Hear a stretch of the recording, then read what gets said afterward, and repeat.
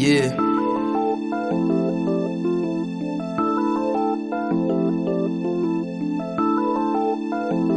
Who that, Trap?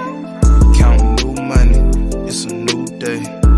Top scholar, sensei. I just popped another chocolate, got me on the way. Looking for your other bitches on the way. Consistent, bitch, I do statistics. Heading to that money, then I'm knowing you gon' feel this. Got some stuff in my cup, keep me real chill. Top notch pro, she got real skills. Keep it coming, yeah, she a fountain. Damn, where I found her, Douglas County. If you ain't on your shit, stay the fuck from around me. If you ain't on your shit, stay the fuck from around me. Get it every day, mind militant. Got a good brain, say she heaven, since she heaven. She know I can set the vibe in my element, What you want, I send it right there to your residence, Counting new money, it's a new day. Top scholar, yeah, sensei. Okay, I just popped another chocolate, got me on the way. Looking for your other bitches on the way. On my own shit, made my own way. Running through it, doing numbers, it's a good day. What you doing, spin? Hold on, getting paid. Why you arguing with the same nigga from yesterday? You wasting time locking in another play. Watch the sun rise while she use her face. Off the grid, different locate.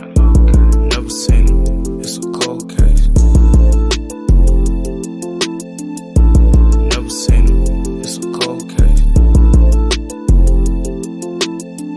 I just talk about my life, but bitches love the shit. Counting new money, it's a new day. Top scholar, sensei. I just popped another chocolate, got me on the way. Looking for your other bitches on the way.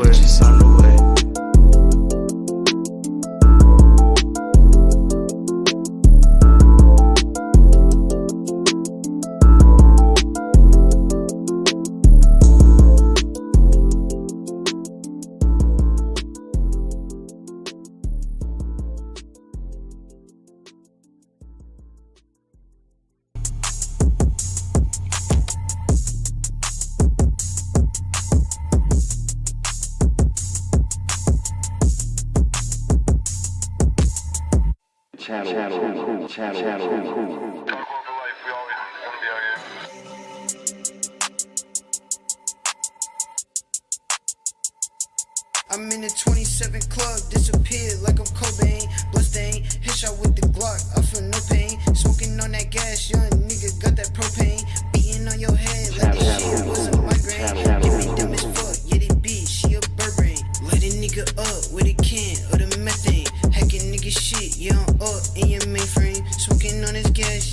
just lost remembering. Switch shit up, got me flying in an airplane. Wish a nigga would, many niggas, they be so lame. Loading up the clip, and my Glocky is just spiffing. 100 bitches on me, got me flexing like I'm Ray James.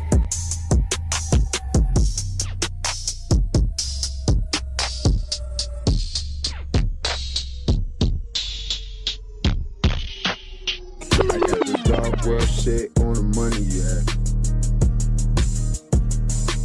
I got this dog world shit on the money, yeah. I got this dog world shit on the money, yeah. Got this dog world shit on the money. Got this dog world shit on the money. My girl still love me with this money. Dog world shit on the money, yeah.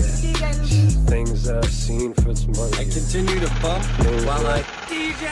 In the crib so old, look like London now. So many kids in the crib, bitch, we jump around. It ain't funny what you mean, what you talking about.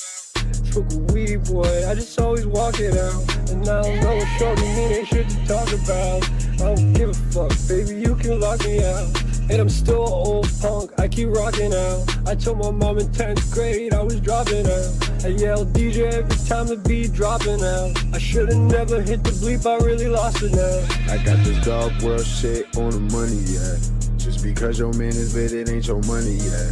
And I know you won't front if I ski, yeah. And I know you gon' be mad if I see your ass. Hey, shorty, look, I ain't never heard of you. How you saying that you G, but I know that pussy lose. Couple me, we be rich niggas soon. I got 2 bad hoes, couple hundreds on the shoes. Coming from the bottom, yeah, you gotta level up. I would DJ at the show when we turn the levels up. Every day I'm trying to fight cause they don't got that shit picked up. That little shit on the money, yeah. Hope you niggas hating, go and get some money, yeah. And I know you tight, cause I know you bummy. As I'm playing with her kitty, she's so funny, yeah. This dog world shit on the money. Where my bitch still love me with this money, yeah. And I know you won't front if I ski, yeah. And I know you gon' be mad if I leave your ass. Waking up down in Mass in the fucking grass. And I pull up with that ballerina on my hat. Early victims till I die, blow the fucking gas. And Queens niggas get the money where your money at, oh.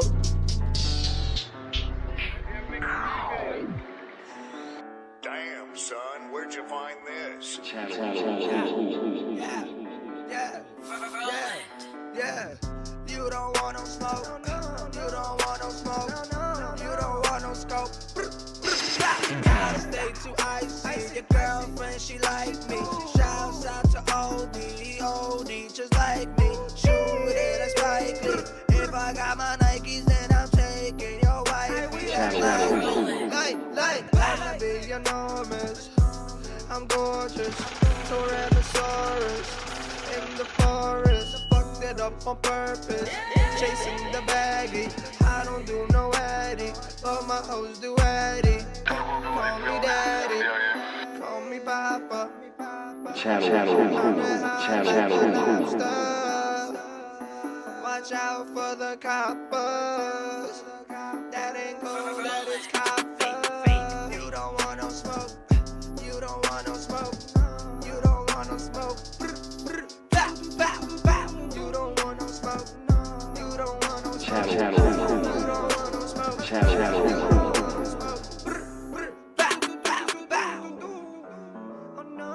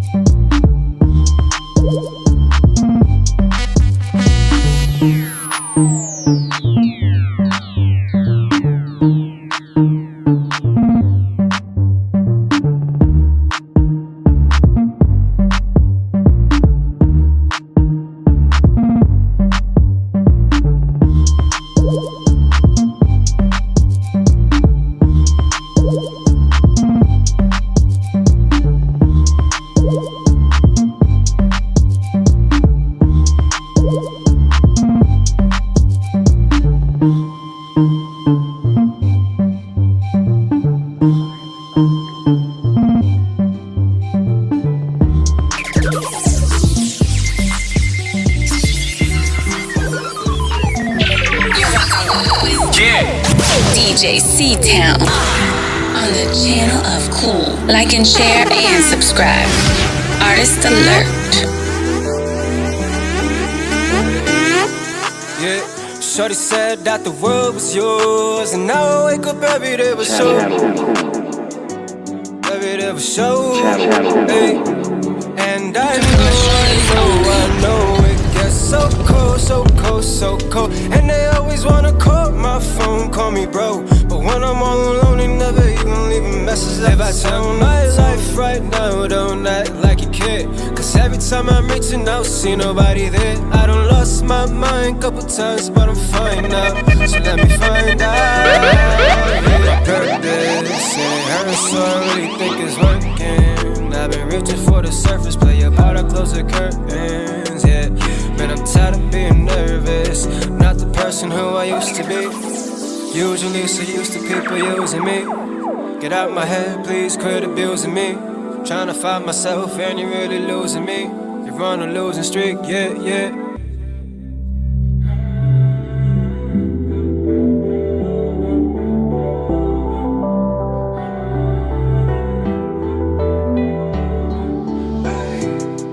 Yeah, shorty said that the world was yours, and now I wake up every day with show.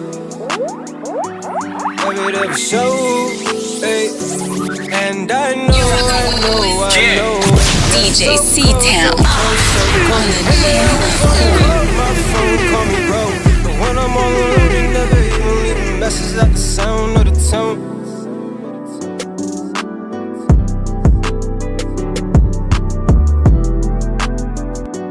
When I'm all alone, they never even leave a message at the sound of the tone.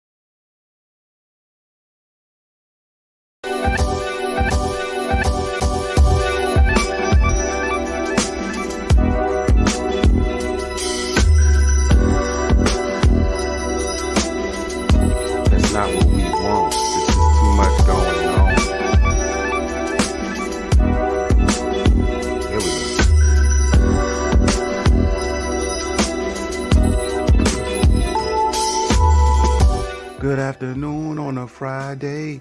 It's coolly cool and you...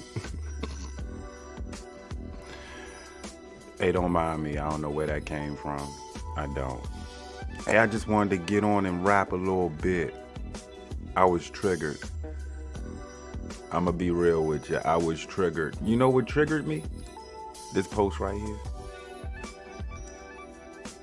This post right here. We're gonna get to what Kamala was talking about. Of course, you could see it in the caption. CBS Morning said Minnesota abortion clinic visit. The vice president starting to visit abortion clinics. You know why she doing it, right? Dang, I didn't think y'all could see me. I'm over here adjusting and everything. I got my hood on. I couldn't see. I wasn't looking. Probably need to lift the seat up a little bit too. Take that down.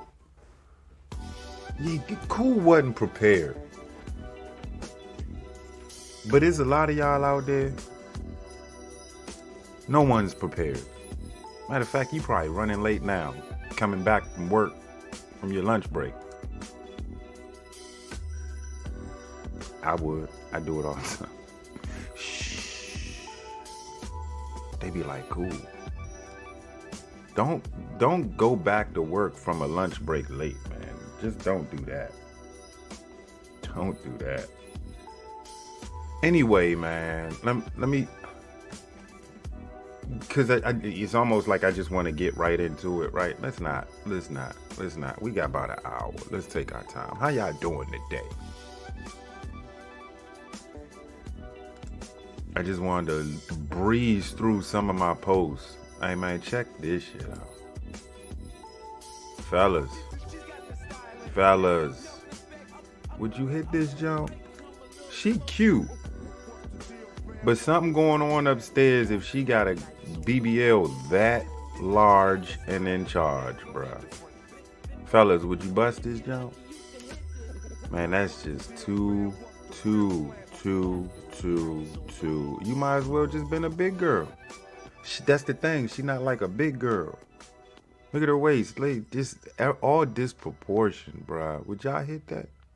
I wouldn't touch it. I'd probably slap that big ass just to see how it feel, but no simping here, brother. Nah, hey, fellas.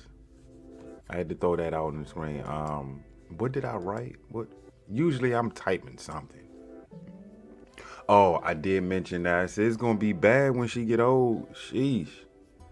You plan on having that ass when you 65? Can you imagine her at 65? Don't think it's gonna be right and tight for the strike, homegirl. You gonna have some complication.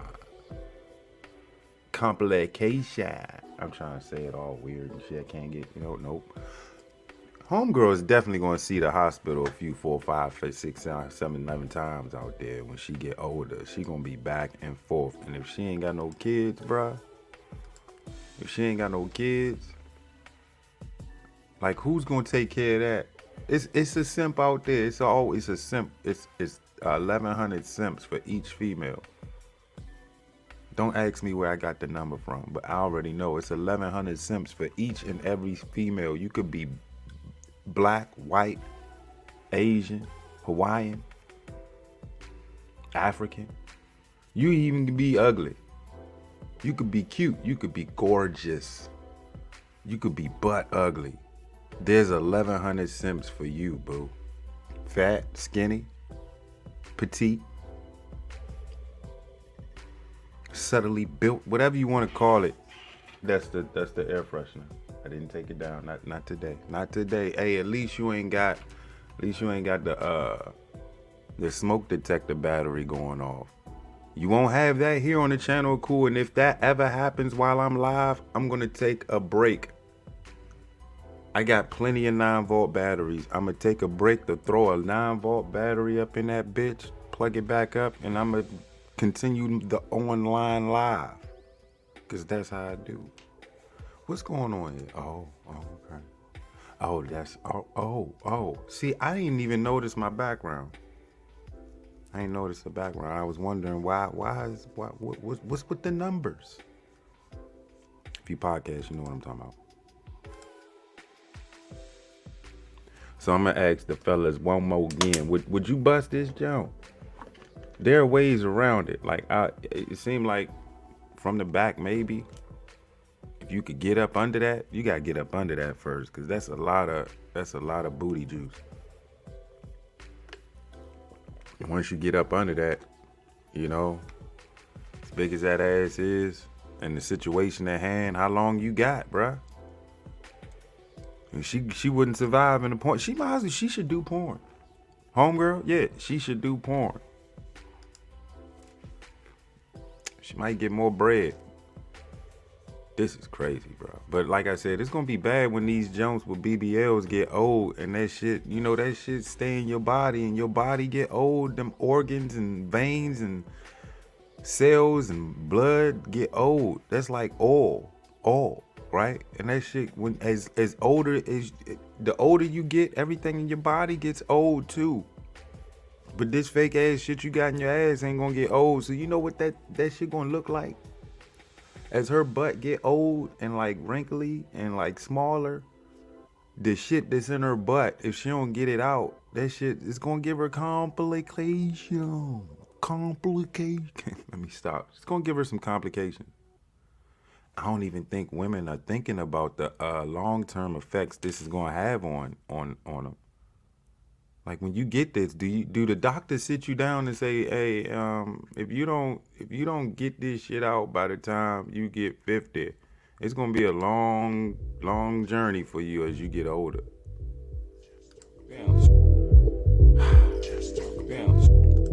Shit that I see online.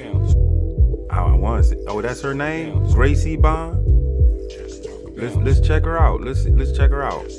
Let's search this junk. Let's troll up on this junk. Gracie Bone? Yeah, Gracie Bone. Gracie Bone. There she go. There she go. She got 5 million followers. Sheesh. She got 5 million followers, bro.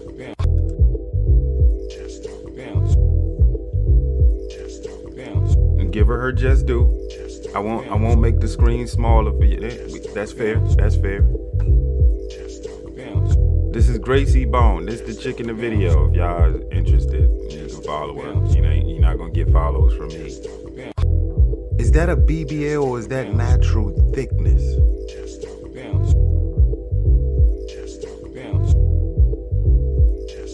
Oh shit. I gotta read some of the comments, bruh. I gotta read some of the comments. Is this natural thickness or is this BBL? Her body, like, I think she definitely did work. Cause as I'm looking at that right there. I don't know if y'all see. Do y'all see my mouse? Yeah, y'all see my mouse. You see this right here? This is indication that she was once a big girl. Let's troll her some more. Wait, oh, there's a T Flanagan. Tough. Flanagan's. Way to go. Looks extremely unhealthy. Sounds like a true Flanagan to me. Yeah, I agree. Alana Oso said, let me go back to this. Said, have you considered liposuction from the waist down, or is attention more important to you? Oh shit, she got 471 likes for that. Check that out. 471 likes. Let me see what they said, because she got 33 replies. And it starts off, hold up. Wait. Jose Francisco. What? Jose Francisco said, I see, don't be talking that language I don't understand. I'm about to read your comment and I clearly don't know what the hell you just said. Sounds of Aeneas.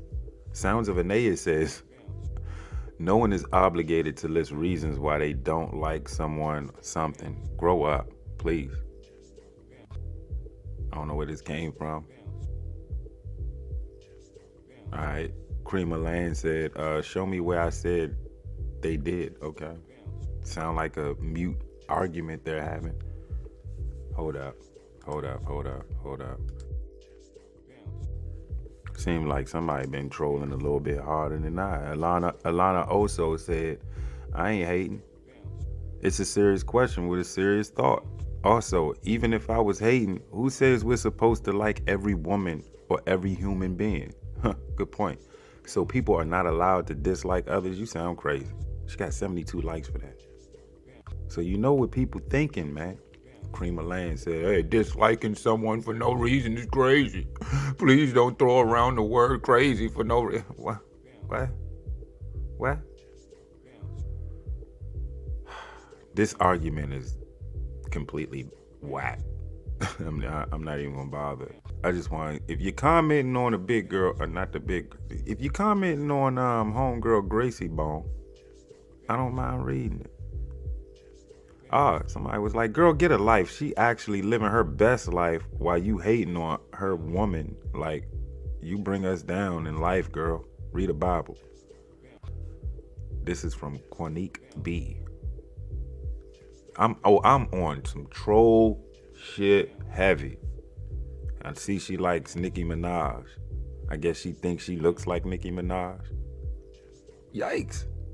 She ain't got much on her page. She cutie, but she seemed like she rocked with the Sexy Reds and whatnot. I bet if I played one of her videos, she'd be playing one of them songs, probably like the Megan Thee Stallions and shit. Let's get back to the original post, man. The 33 replies.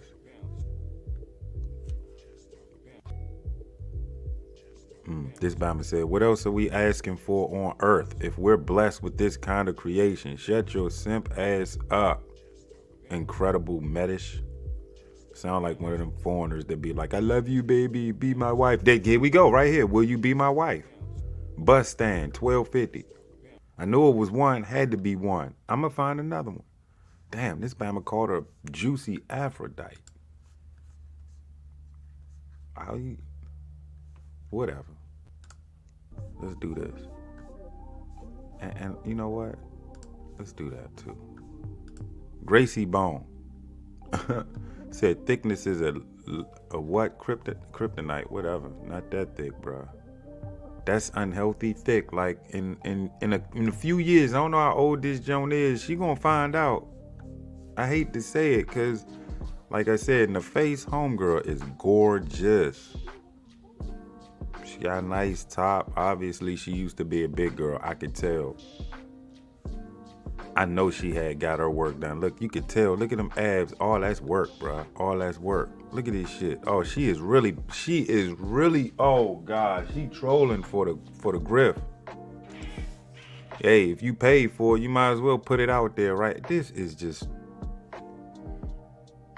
who does this, man? I was just thinking about this early on.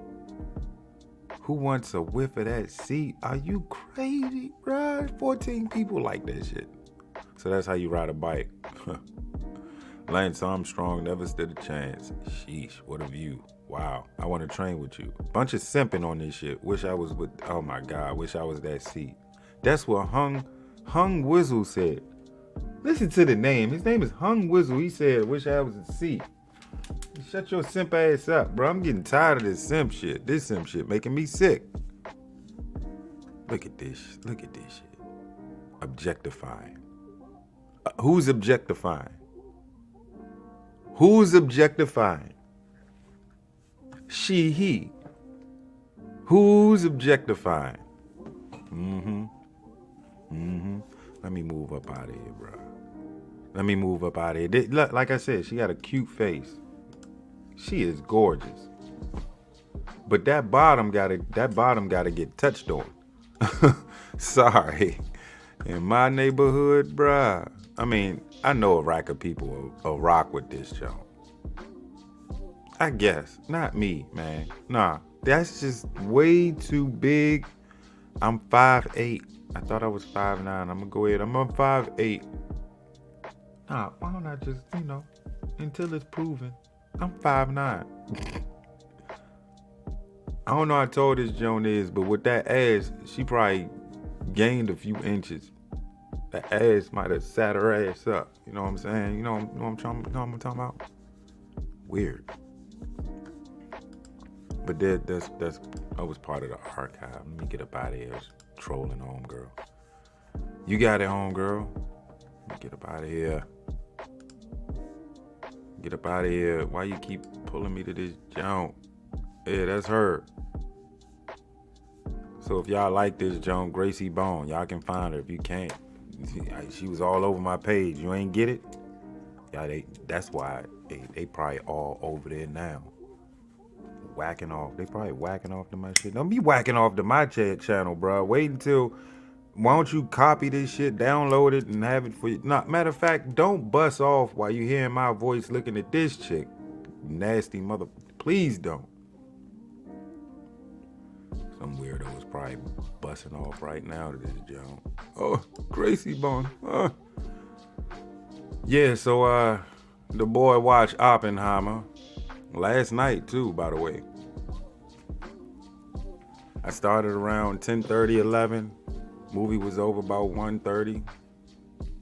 The shit was alright. It was alright. I got it. I get it. You wasn't going to see a bunch of explosions anyway. What do you thought? This shit was Oppenheimer.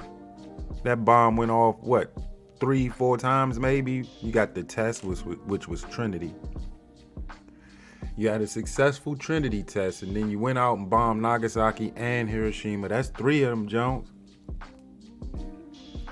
What did y'all expect to see from Oppenheimer? One big ass explosion bomb in front of everybody. Oh, that shit was nah. Some people were a little bit disappointed because the movie was too long. I get it. The movie was long as shit, but it was something to look at. Robert Downey Jr. did pretty good. Matt Damon did pretty damn good job out there. It was a lot of your classic actors was on this movie. It was all right. It was all right. I give it complete credit. Perfect score? No. I got to thinking, like, why did y'all even do this movie? And of course they wasn't going to show the bombing of Nagasaki and Hiroshima. They just apologized not too long ago. Why you want to rehash history?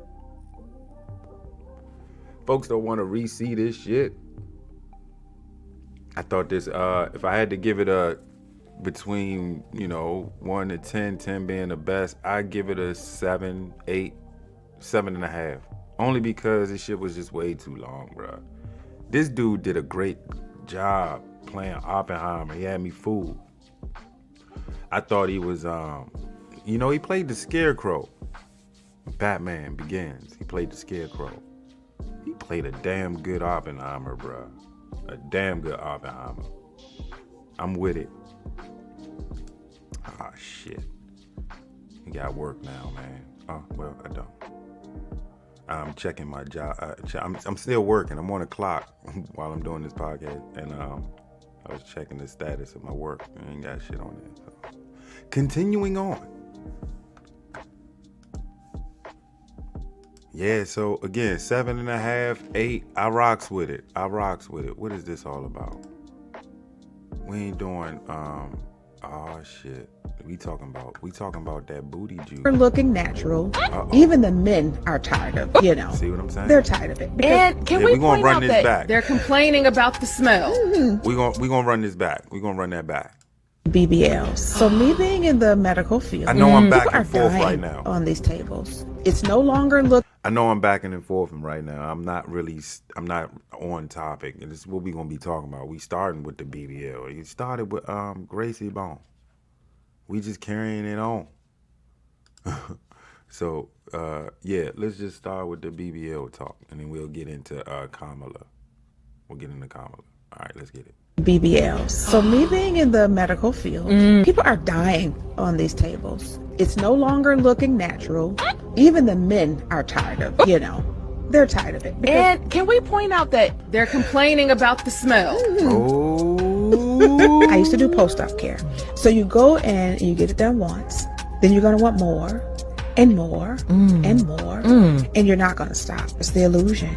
You know, everybody wants to have this built Barbie body. Can you explain medically how and why they're dying on the table with these BBLs? Yes, because there's a vein in your gluteus area that there's an embolus. And once that embolus, so it's like a blood clot, goes through that vein, it travels through your body and it goes through your heart. And then you go into cardiac arrest.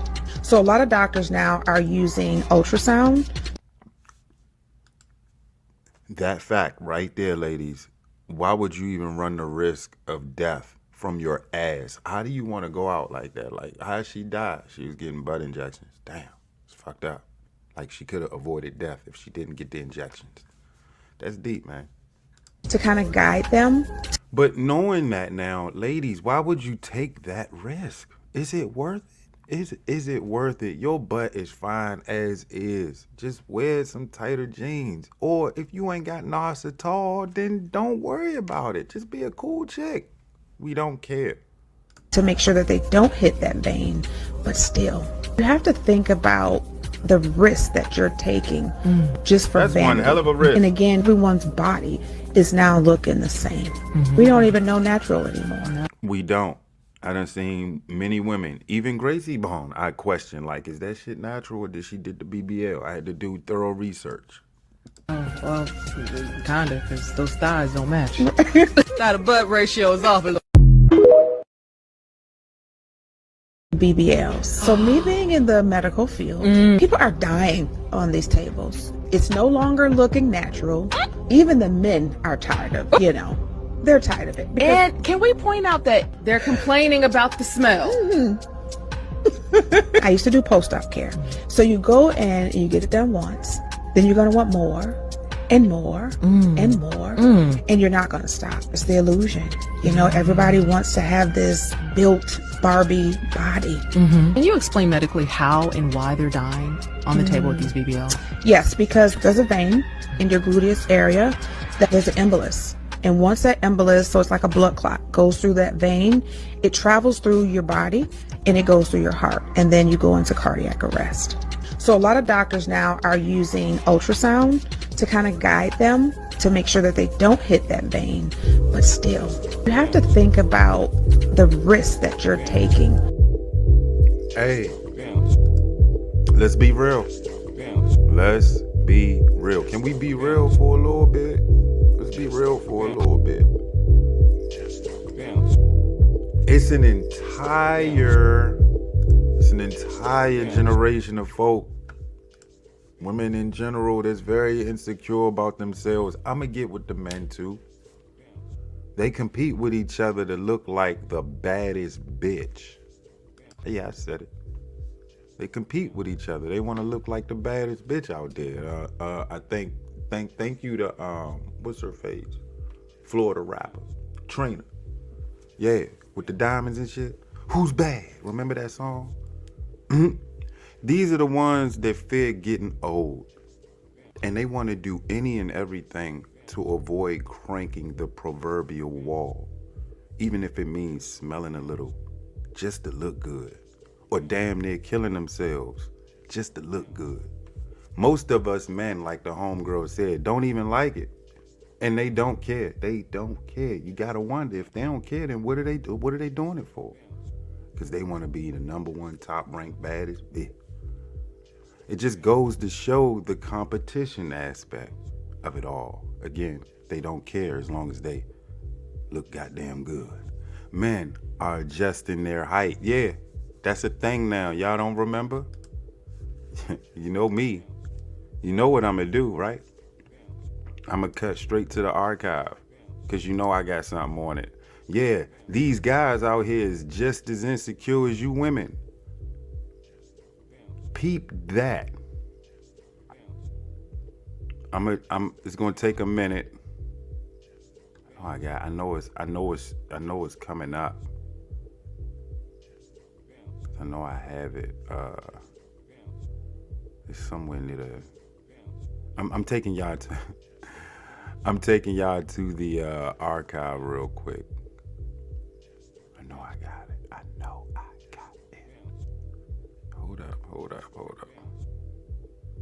the brick lady. We got that jump. We got the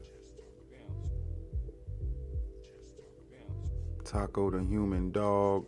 Well, we could do that. Yeah, they're that bad. Because it is that bad. What's up with the Bama? The Bama legs, though. I forgot where that was. I think it's coming up. I know I got it, bro. I'm looking at the archive. I done done so much, bro. Where's that one at? All right, give me a second. I'm looking for a particular video on my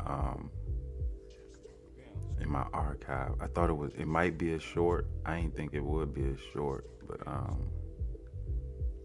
no, it's not a short. It's an actual video. I know it wasn't alive. And it might be attached to something else. I might have did 2 topics. No.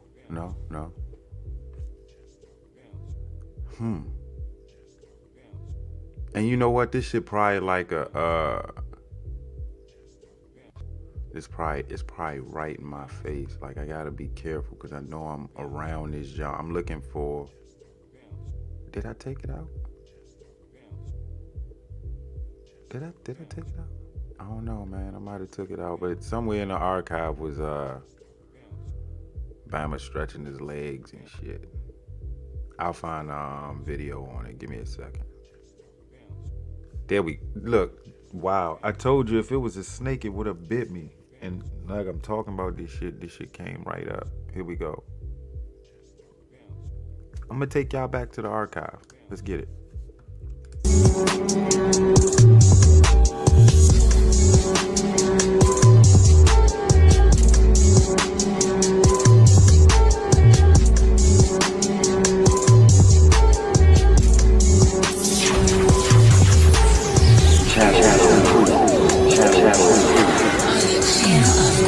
Like and share and subscribe.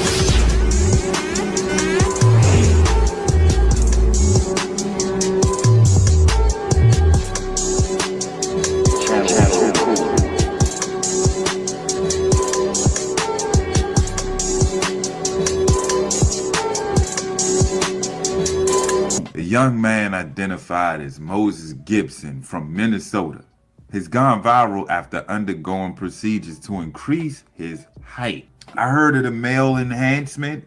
They actually have medicines and pumps and for those who are lacking in that area. You mean to tell me now they can increase a man's height? Wait until you hear the price. Man, I'm reading this damn article. It's bothersome. This Bama here, bruh. I was 5'5", so I gained about 3 inches. Right now, I'm at 5'8", and I decided that I was ready for the second time, so that's why we're doing the fibula. 1 week out from surgery, feels pretty good. I can do some walk with the walker, and then I'm doing some PTs, and I'm gonna start lengthening today when I get the device. Do you mind pulling up your shorts a little so I can see your thighs? Oh, amazing. Yes. Okay.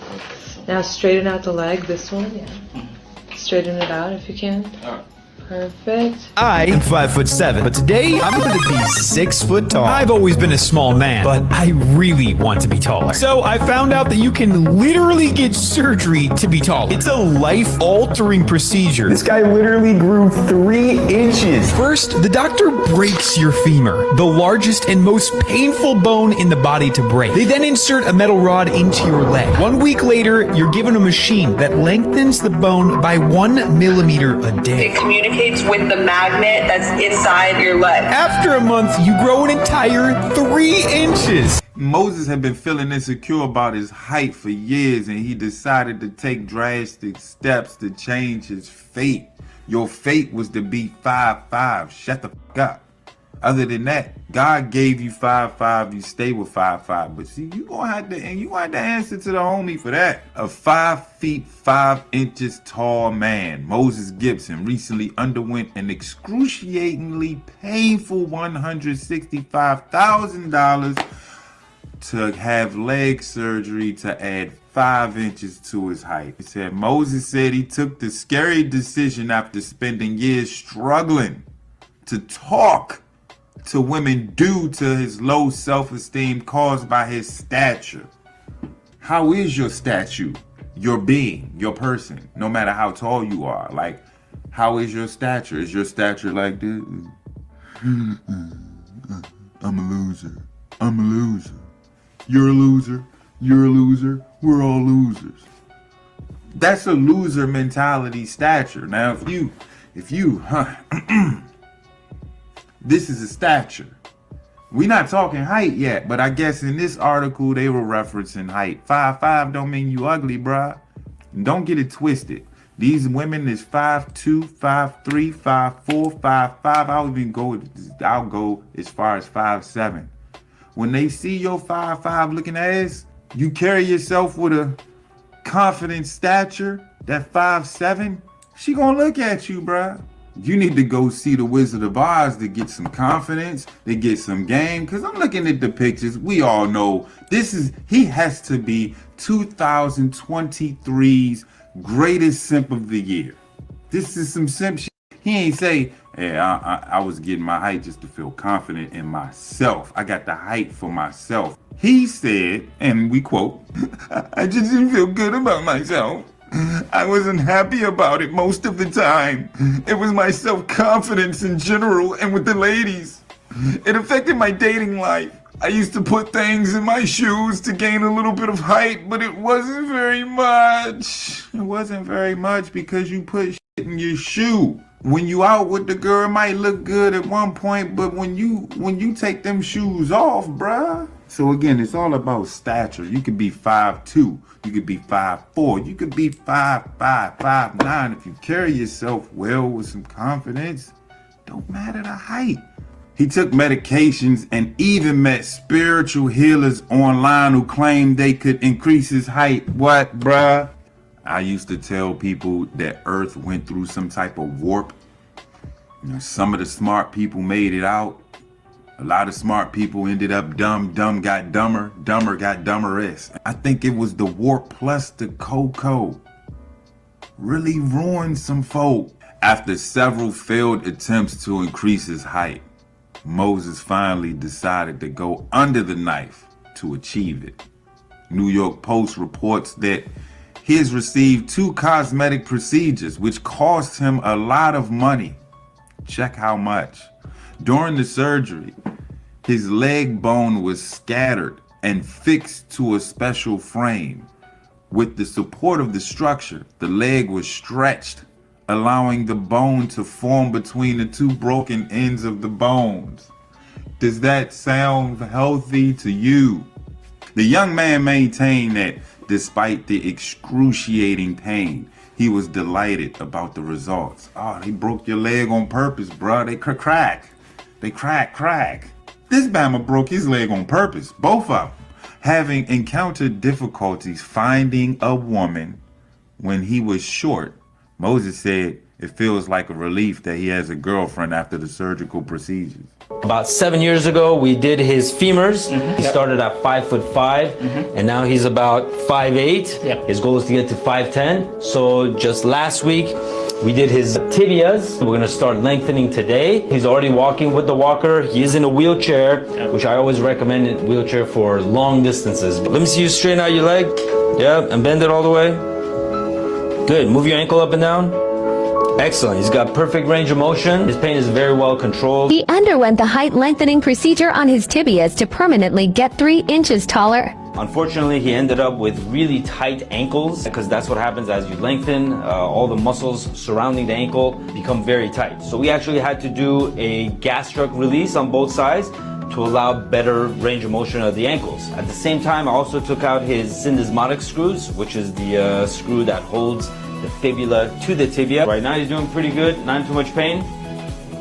Yeah, he's about 1 week after from surgery right now. These were the incisions from his initial surgery where we lengthened the tibias, but he has a little incision where we took out the screw in the ankle on both sides. So let's see, straighten it out and bend the knee all the way. Good, and this one, straighten that one out, bend it all the way. I started wearing shorts and taking full body pictures, which I never used to do. It's a crazy thing. Nobody should feel that way. Well, they do, bruh. It's called insecurities in this new society where everybody's a bully and everybody's a victim. You could be a bully and you could just be mute. And you could be a bully. You could say your ABCs and offend someone. You could say 1 + 1 is actually 2. And you could offend a wide variety of folks in different sectors. There's different groups and groups within groups. Whoever he went to go see for this procedure, I hope that doctor told him about, you know, the longevity of this. Yeah, you got 5 inches, but you not only did you pay a pretty penny for it, I think he paid $165,000 for it.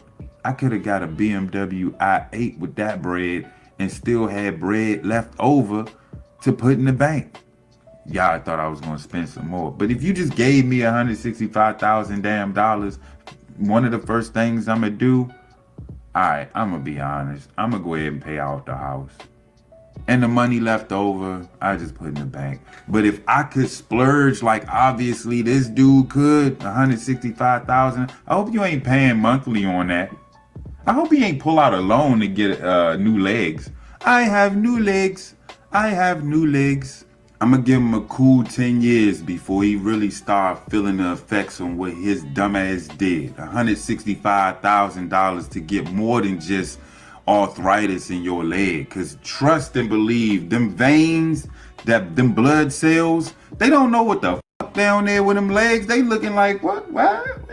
This is kind of foreign here. I ain't going down there and then all of a sudden you gonna have blood clots somewhere. Hey, think BBLs for women. You think that silicone's supposed to stay on their ass all day, until the day they die? And this silicone just gonna sit there when they... This a new world, bruh. Y'all are paying car note payments to enhance yourselves, male and female. What's wrong with y'all?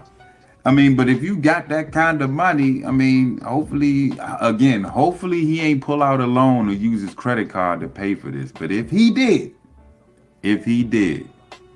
regardless, 2023 Simp of the Year goes to Moses Gibson. I wish I was a little bit taller. I wish I was a baller. I wish I had a girl who looked good, I would call her. I wish I had a rabbit in a hat of a back and 6'4" parlor.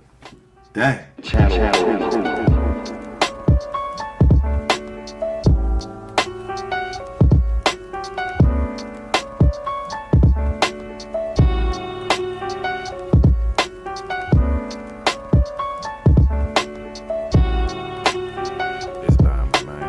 Hurt yourself just to get taller, bro. Do all that to get tall, bro. Do all that to get tall.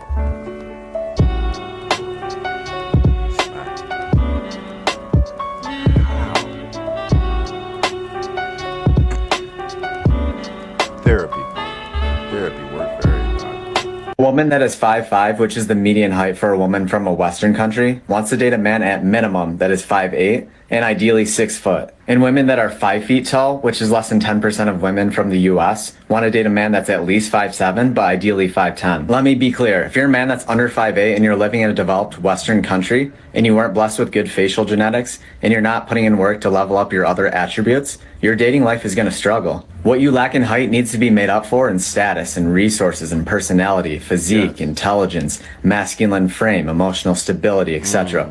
This is the only way you can compete with those guys that were dealt the genetic lottery. Like, have you ever traveled across Asia or South America? Dudes will be 5'2" and be chilling. They don't give a shit because the stats says it all. Less than 4% of the world is 6 feet or taller. So technically 96% of us are short. The average male is 5'7", the average female is 5'3". So even as a 5'5" dude, you are still way taller than the average female. So why would you allow someone who is technically shorter than you make you so insecure about your height? Doesn't make sense. Grow some confidence.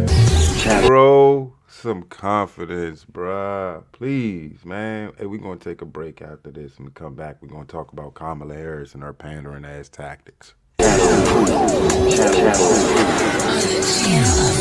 Like and share and subscribe.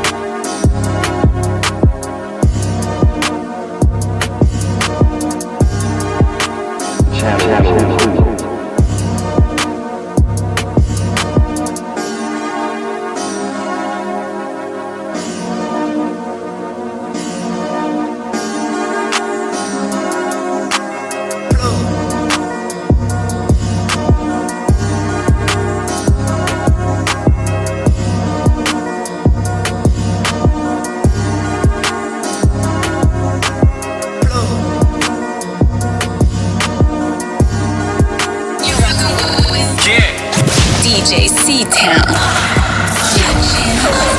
Like and share and subscribe. Artist alert.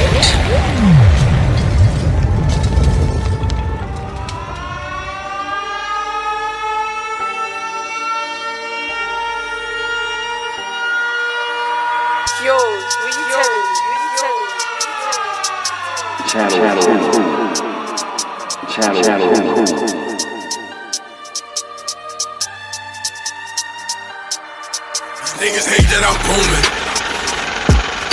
I'm with the boots and we moving. Still can't trust what they doing.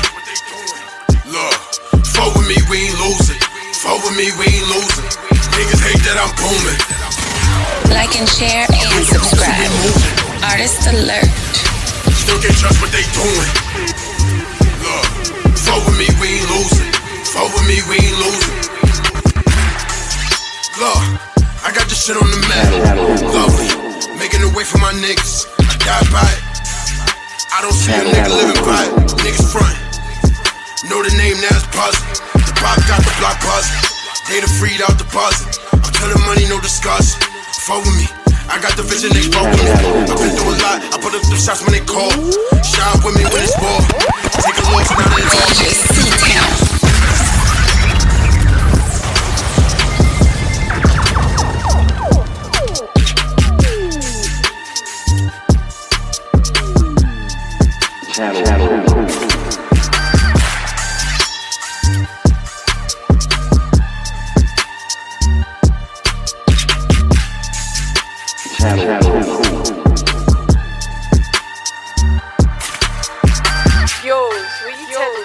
Here we go again. Dig in the digital crates with DJ C-Town for promotional use only.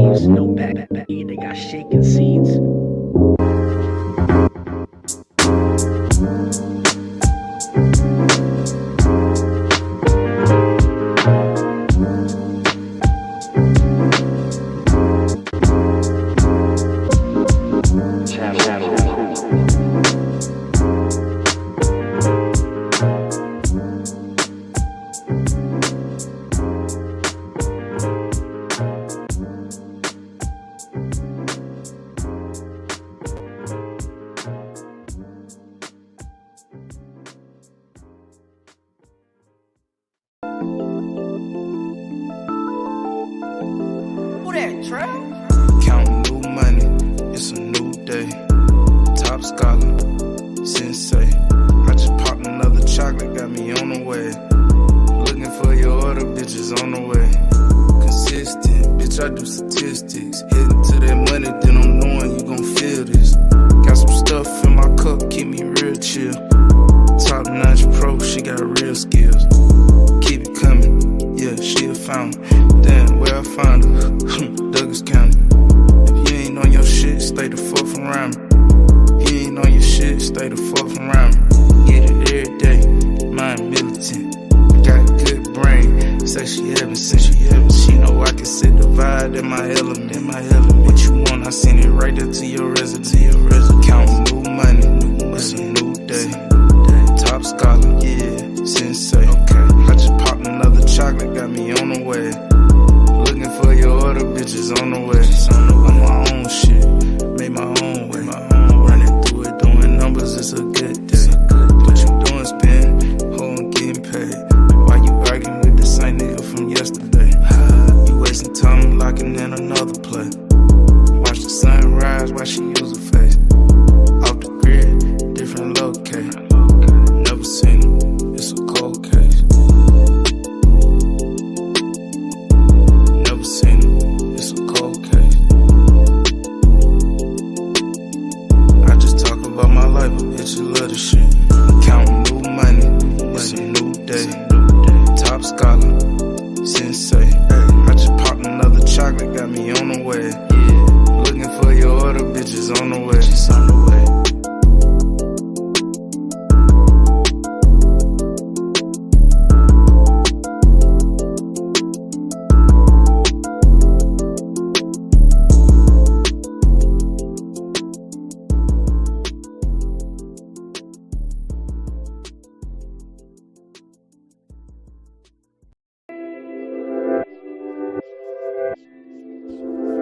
Yes, indeed. That's new music, man. I'm gonna play that shit until I'm just keep playing it.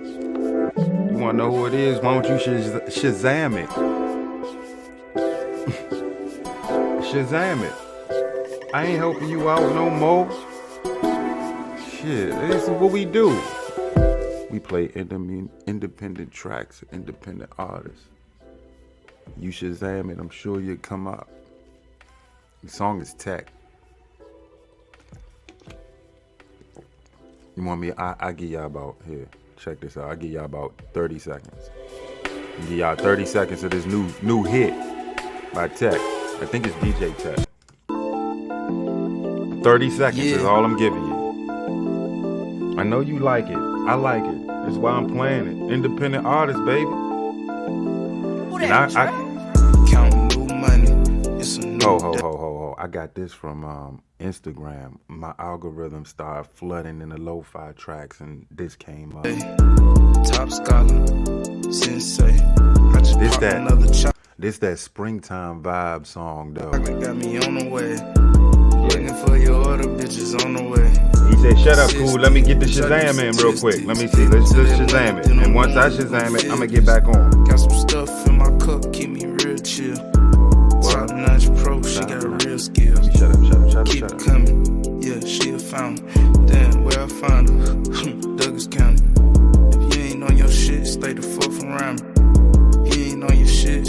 fuck around me. Get it every day. Mind militant. Got a good brain. Say she heaven, she know I can sit the vibe in my element. What you want, I send it right there to your residence. Alright, that's it. It's a new day. That's it. Cause I just Shazam the Jones. And I got it. It's called Tech. The song is called Tech. Artist is called Spins with a Z. Gave you time to Shazam that Jones. You ain't Shazam it by now, yeah. I just told you who the artist was. Spins. I think his name is DJ Spins. Either way, Spins with a Z. Song is called Tech. I gave you 30 seconds to Shazam it. If you ain't got it by now, that's on you, man. Let's get to this Kamala Harris. Is she pandering? Is she pandering? That's the question. Is she pandering now? Is she? Let me stop. I feel like singing sometimes. Shut the fuck up. Peep it. At abortion clinic visit, Harris says U.S. is confronting healthcare crisis right now. Because we couldn't do it the first 3 years. Where was you at anyway, homegirl? Where was you at the first 2 years? Where was you at the day of? Shit. All right, I'll give you the winning when y'all, marched and everybody was like, yeah, first black vice president. Notice the quotation marks. First black president. First black woman president. True or false? Is Kamala Harris black? Because at least, listen. Because listen carefully now. Listen carefully. We learned through Obama. I'm sure black women learned. Maybe they didn't, because it's still black women out there that's like, that's my president still. He ain't been president for years. This Bama chilling, and y'all still like, Obama, save us. He didn't save us then. So everybody touting when she won VP, that was like, yeah, we did it. The chick's an Indian American. She just got melanin in her skin. That chick ain't black from America. She brown from out yonder. She ain't from this joint, man. She went to school in Canada. She ain't go to school here until she went to Howard, I guess. Right? I guess she went to Howard to get some of that black in her. And Lord, I'm sure she got some of that black in her. Cause look, let's be real. She ain't a bad looking chick, bruh. I tell you, if she wasn't who she was and she was just a regular chick, a little younger, I'd probably holler if I seen that Jones. She kinda thick, I ain't gonna lie. Not this here though. Nah, I wouldn't touch her. Not at this age, look, she ain't, nah, and she married. Let's get off that. So all of a sudden now, the healthcare crisis in the 4th year of her VP term, the trip made history and offered a vivid look on how the politics of abortion rights have transformed since the Supreme Court overturned Roe v. Wade. You see where they pandering towards every major debacle that they can get their hands on to blame the Republicans. Now the Democrats is on one. Vice President Kamala Harris described the flooded laws restricting abortion access as a healthcare crisis as she visited with abortion providers and staff members on Thursday at a clinic in St. Paul, Minnesota. The stop by Ms. Harris at the Planned Parenthood clinic was believed to be the first official visit by a vice president to an abortion clinic ever. No presidents are known to have made such visits either. People, see, I ain't going out there, man. Lose. If I go there, then I'm gonna lose at least half the vote. I don't want to risk that. Speaking to reporters in the lobby of the clinic, which was open and seeing patients, Ms. Harris assailed. Hold up. Yeah, Ms. Harris assailed. I had to make sure. Ms. Harris assailed conservative extremists for passing laws. Yeah, that's my stomach, man. I'm hungry as shit. Hey, we gonna keep this up for long. Hold up, let me get some water. Hey, I heard that. I don't know if y'all heard that. That was my stomach.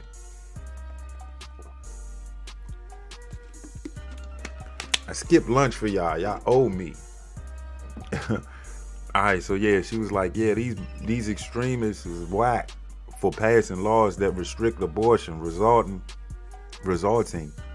in the denial of emergency care for pregnant women and the shuttering of clinics that provide reproductive health care beyond what? Beyond abortion. Okay. Yeah, because black women get it bad, man. The pain that they gotta endure because nurses and doctors are like a thing. Yo, you black, you're a strong black woman, you got this. No. Don't do that with them. They say a lot of people have miscarried due to that. Due to that, I hope it ain't the stereotype of black women being strong, because come on, women are women. And that ain't right. So peep it. These attacks against an individual's right to make a decision, excuse me, that's all water burp, because I have nothing in my stomach. They say these attacks against an individual's right to make decisions about their own body are outrageous, and in many instances just plain old immoral, she said. This is easy rhetoric though. It was almost like they did this shit intentionally for this moment for them. How dare these elected leaders, yeah, you too, believe they are in a better position to tell women what they need, to tell women what is in their best interest. We have to be a nation that trusts women. Hey, I agree with all this rhetoric, man. If you want to know where I stand on abortion rights, give the rights to women. It's their body. But again, I'm pro-life as well, though. Yeah, I tote both of the lines. Yeah, it's your body, but that's a baby. That's a life in there you about to go ahead and slay.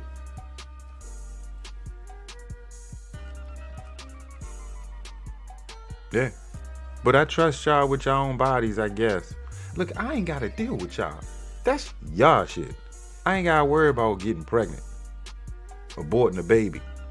I does the pregnating. I know that wasn't right. The image alone of the nation's second-ranking leader walking into an abortion clinic provided a vivid illustration of how the politics of abortion right. Don't give me that shit. This is pandering.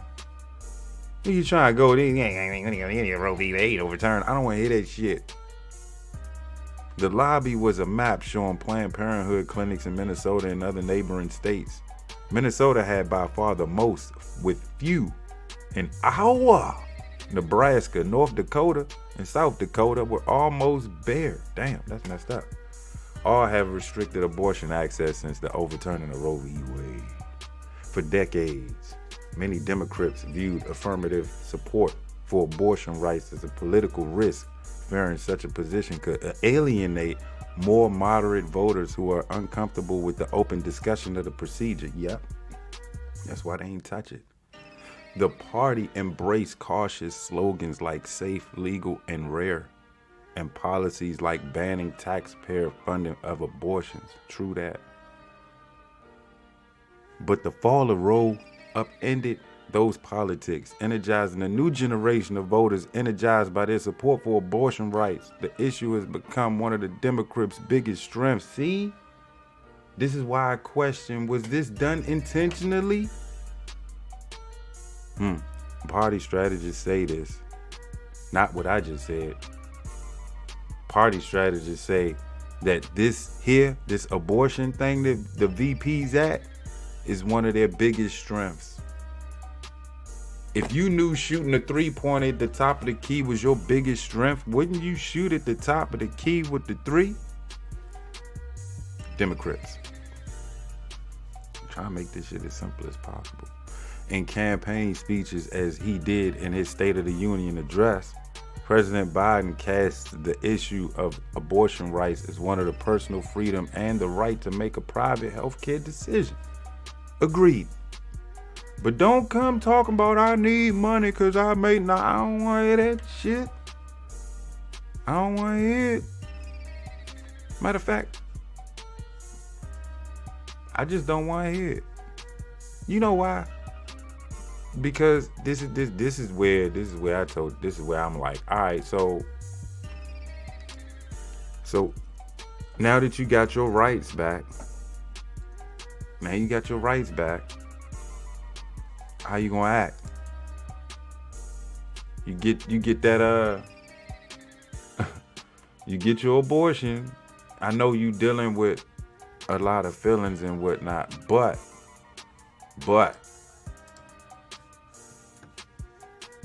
Second thoughts, you let him hit it raw.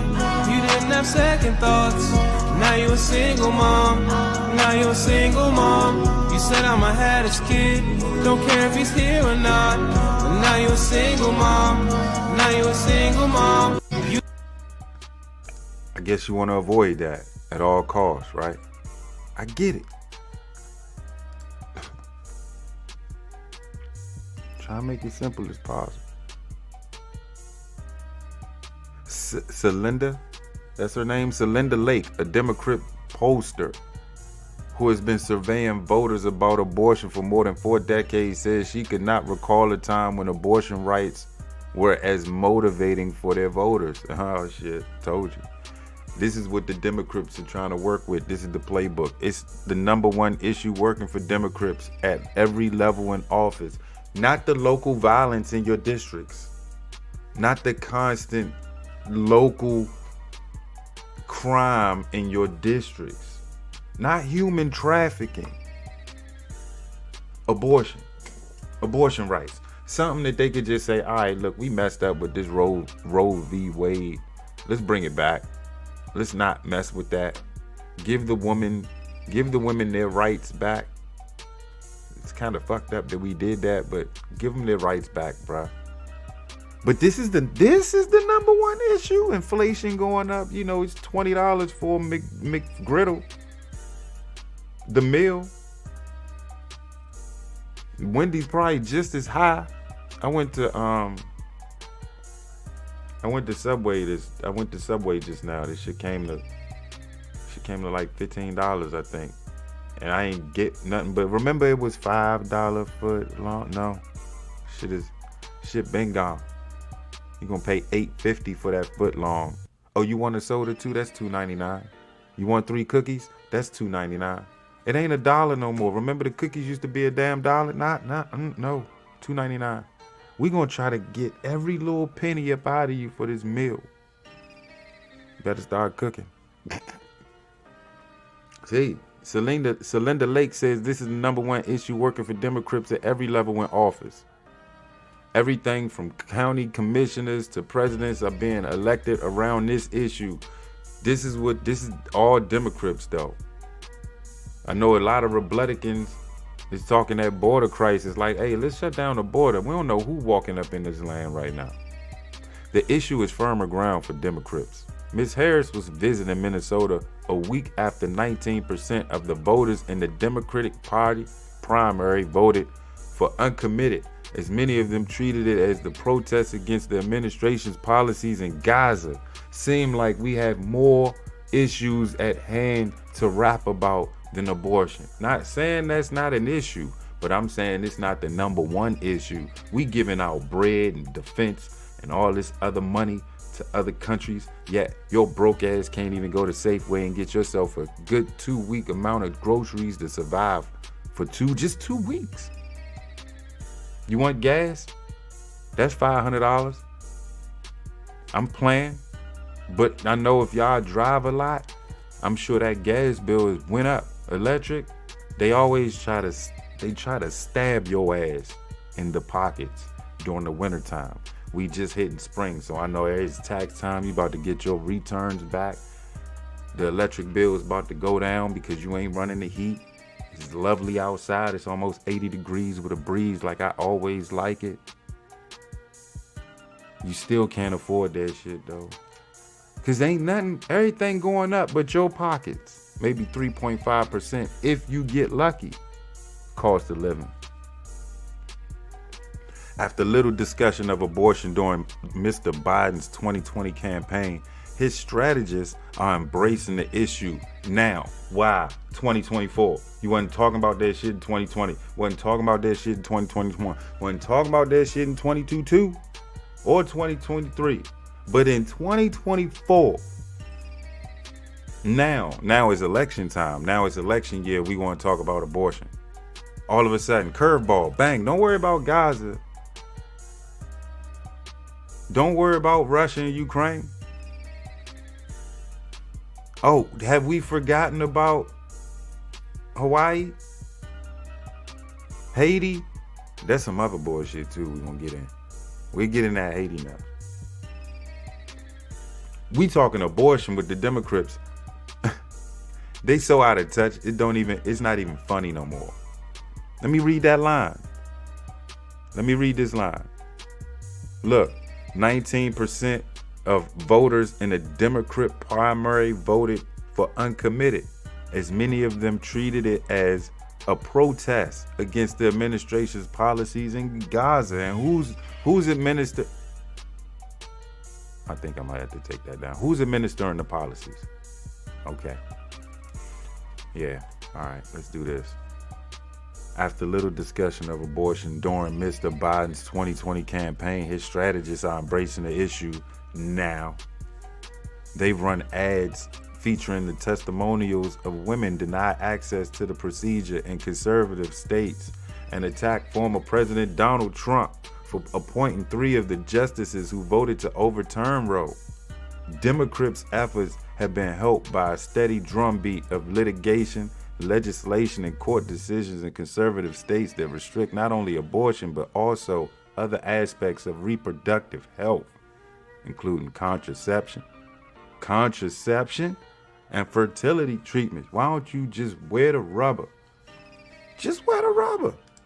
Just wear the rubber. Just wear the rubber, or this is gonna happen to you. You let him hit it raw. You didn't have second thoughts. Now you a single mom. Now you a single mom. You said I'ma have this kid. Don't care if he's here or not. But now you a single mom. Now you a single mom. You let him hit it raw. I'm sorry, I had to go. I had to go into more. Now you a single mom. Now you a single mom. You said I'm. Hey, don't put yourself in that situation. Use them condoms if you have them. That's it for the article. Who is Kamala Harris? Y'all know? Y'all don't know? I got you. Peep this. Let me take y'all back to the archives again. You know how I do. Wow. Enjoy. I be like, no. That's where it be happening at in the go-go. It's where it be happening. It was my first and last time going to music. But like I was saying, it's like a matrix and everything, and you have to make your decision. And if the majority is going right and you see that right's not correct, then you go left. The DMV MD/DC connection, Beijing and cool. We about to dive in on some topics. That's what I'm waiting for. It's gonna be a real I told you so. It's I told you so moments right now with them two, Biden and Harris. It's I told you so moments, not right now. But it's good that you said the first part when you stated that the black vote is very important, and we all voted together to get Trump out, which is cool that we flex power to do that, but we have to understand what our power entails. And if we did our research, we would have held both of them accountable, and we probably would have got some stuff done. Because right now, I don't think Biden's looking our way as far as doing anything for the black delegation. We had to deal with 8 years of Obama. We had to deal with 8 years of Obama. We had to deal with before him. We had to deal with all the other motherfuckers. So it's 4 years now. I think right now we have to understand what our power entails for the next term. You're right. We need to prepare for the next term. That means we hold every government official accountable. You know what I'm saying? We want a straight born from blackness America. ADOS preferably up in that office. We don't have that. We didn't have it in Obama. He was symbolized. And by the way, I sit on the stand, and it get hot. I got hairy legs, that turn blonde in the sun. And the kids used to come up and reach in the pool and rub my leg down. Bruh. So it was straight, and then watch the hair come back up again. Bruh. They'd look at it. So I learned about roaches. I learned about kids jumping on my lap. And I've loved kids jumping on my lap. All that Greek shit, I don't care about that either. Truancy. AKA, is y'all gonna do that to y'all black men? Yeah, and you know what's funny? It's funny you ask that AKA. them the same ones that be like, we need protection. But you putting us in jail, so how we gonna protect y'all if we getting put in jail? We doing what we gotta do out here for the fam. Most of us. Like they about to, I don't want to think so, but they're about to federally legalize weed, or somewhere the ball is rolling. And if they do that, what are they gonna do with all the people that's in jail that's been, locked up for little bags of weed in their car, or for selling it, or just for stuff like that? And it's like, you really think about that shit, they federally legalize weed, they gonna keep them people in jail. Black shoe companies, the RBG joints, I was gonna buy a pair, they look like Converse. I was gonna buy a pair of them, but I noticed the price was like $110. And I read some of the comments that other people had about those. It's like, yeah, I want to support, but they asking for too much. And their rebuttal is, you will give Jordan $150 for his shoe, but I'm like, I can get these Jones for $45. You charging $90 to $110. At the most, $70. Yeah, I give you $70. At the most, $70 for some Converse. But the price, I won't pay, but the price. $110 for the red, black, and green, and the fist on the side. Man, I'll pass out. Go buy me a white pair of Converse and paint that shit. You pay no $110 for no RBG Converse shoe. You done got somebody else to do for you. It go both ways. It go, you got to know how to run your business and satisfy your clientele, and then it also go, you got to know how to be a good client. Like, yeah, you can't be running a business and talking to your customers any type of way, and you can't come to me expecting me to be on your time. Don't be late to your appointments or nothing like that, and then don't be the person that's late to the appointment and you giving the appointment. Like, it go both ways, and I feel like people don't be wanting to own up to their stuff when they own their businesses. As far as like you owning a business, some of y'all feel like because I own a business, I'm providing the service, I can do whatever. This is my business, and that okay. And because I'm black, you got to support me. Right, because I'm black, you gotta support me. Like, no, I don't, because at the end of the day, I can go on Etsy and buy whatever you selling for $7 and it's made by a white person, but you selling this shit for $35, and it's like, sweetheart, your quality not even that good. And then how you coming to me, how you presenting me, how you talking to me. Like, I understand that we black and we have a way that we talk, but when you doing business, it's like you gotta mix how you talk with, a little bit of code switching type shit. Yeah, like, you can't. What's the point of being basic if you destined for greatness? I'm the best on your playlist with a wonderful cadence. Artist alert. I anticipated cause I'm one of the greatest. Sadly mistaken if you thinking fame what I'm chasing. Musically I'm poetic, my melodies are prophetic. I'm magnetic to every woman with a fetish for a rap star. With pro-black bomb. K-I-N-G. Here we go again. Digging the digital crates with DJ C Down for promotional use only. 5-star flow. Oh yeah. Can't hear no more. I take you there.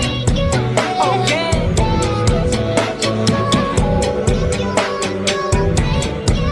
I take you there.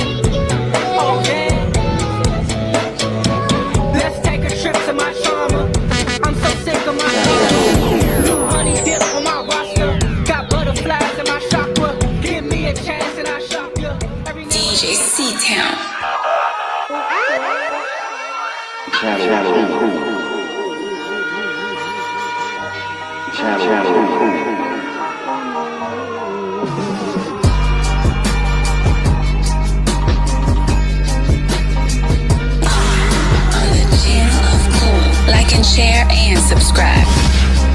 alert.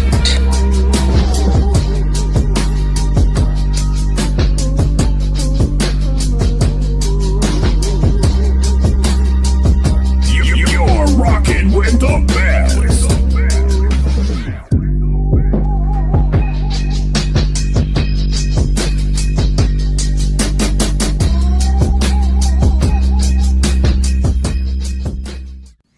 Well, if you made it this far, I told you we was smoking them out today. Look, we got some more folks we need to smoke out. Check them out. Bang. Woo. Oh, 2 women who don't mind locking up a nigga. Huh. Megan Thee Stallion and Kamala Harris. Huh. Let's check it. This is out of the Vibe. This is out of the Vibe.com. Megan Thee Stallion kicks it with Vice President Kamala Harris for Women's History Month. The Houston hottie is back outside. Megan Thee Stallion was noticeably radio silent following Tory Lanez's guilty verdict in their 2020 shooting trial. The 28-year-old is back outside and was recently spotted hanging with Vice President Kamala Harris for Women's History Month. So she joined some female trailblazers, quotes, for an event discussing, quotes, economic empowerment of women. Meg seemed to be in very good spirits, posting a photo dump to her Instagram where she's posing happily in a blue and black dress. The Grammy winner even snapped a selfie with the history-making vice president during her usual tongue-out pose. Megan Thee Stallion's public appearances as of late have naturally caused people to wonder when will they hear new music. When she was directly asked if she was in album mode during a red carpet interview with E.T. during Vanity Fair Oscars party, the Houston hottie replied, "Oh, I am. New album, fuck y'all hoes. Bye." Are you working any new music? Can we expect a new single? I am. New album. Y'all bye. Okay. Meg released her last album, Traumazine, if I said it right, in August 2022, led by the singles Plan B, Sweetest Pie, featuring Dua Lipa. I don't know if I even said her name right, and Pressurelicious. I think I heard that one. She also got the likes of Lotto, Gene Aiko, Rico Nasty, Pooh Shiesty, and Key Glock also appeared on the LP. I guess that was that last jump that she did. Oh, well. Yeah, so WAP, Cognac Queen, Thought Shit, Big Old Freak, Bitch, Lick, and Hot Girl Summer was at the White House kicking it on the empowerment side of the game. Is it economically empowering to have somebody who does WAP? Just saying. Paid family leave. I know a coworker. This Bama was out for a bunch of days, and I was like, "Where's this Bama?" They was like, "He's on leave." I said, "Cause his wife had a baby." They was like, "Yeah." I said, "I ain't know men got that." So what other leave is gonna be? See, that's why America behind the 8 ball right now. All this soft stuff we doing. Yeah, everybody turning soft now. What the fuck is going on with America? Put the chick back up. The White House. Can you picture Kodak Black at the G20 summit? Invite me to the next presidential dinner. I had some ideas. 2 women that don't mind locking the up. Look at this photo closely. Pandering. This is the new world we living in, where your country tells you, "Hey, we broke, inflation, everything's gonna go up. Y'all just gonna have to strap up your bootstraps a little tighter and work a little hard. Inflation. We need to do what we need to do with this." They funding Ukraine though, but we broke.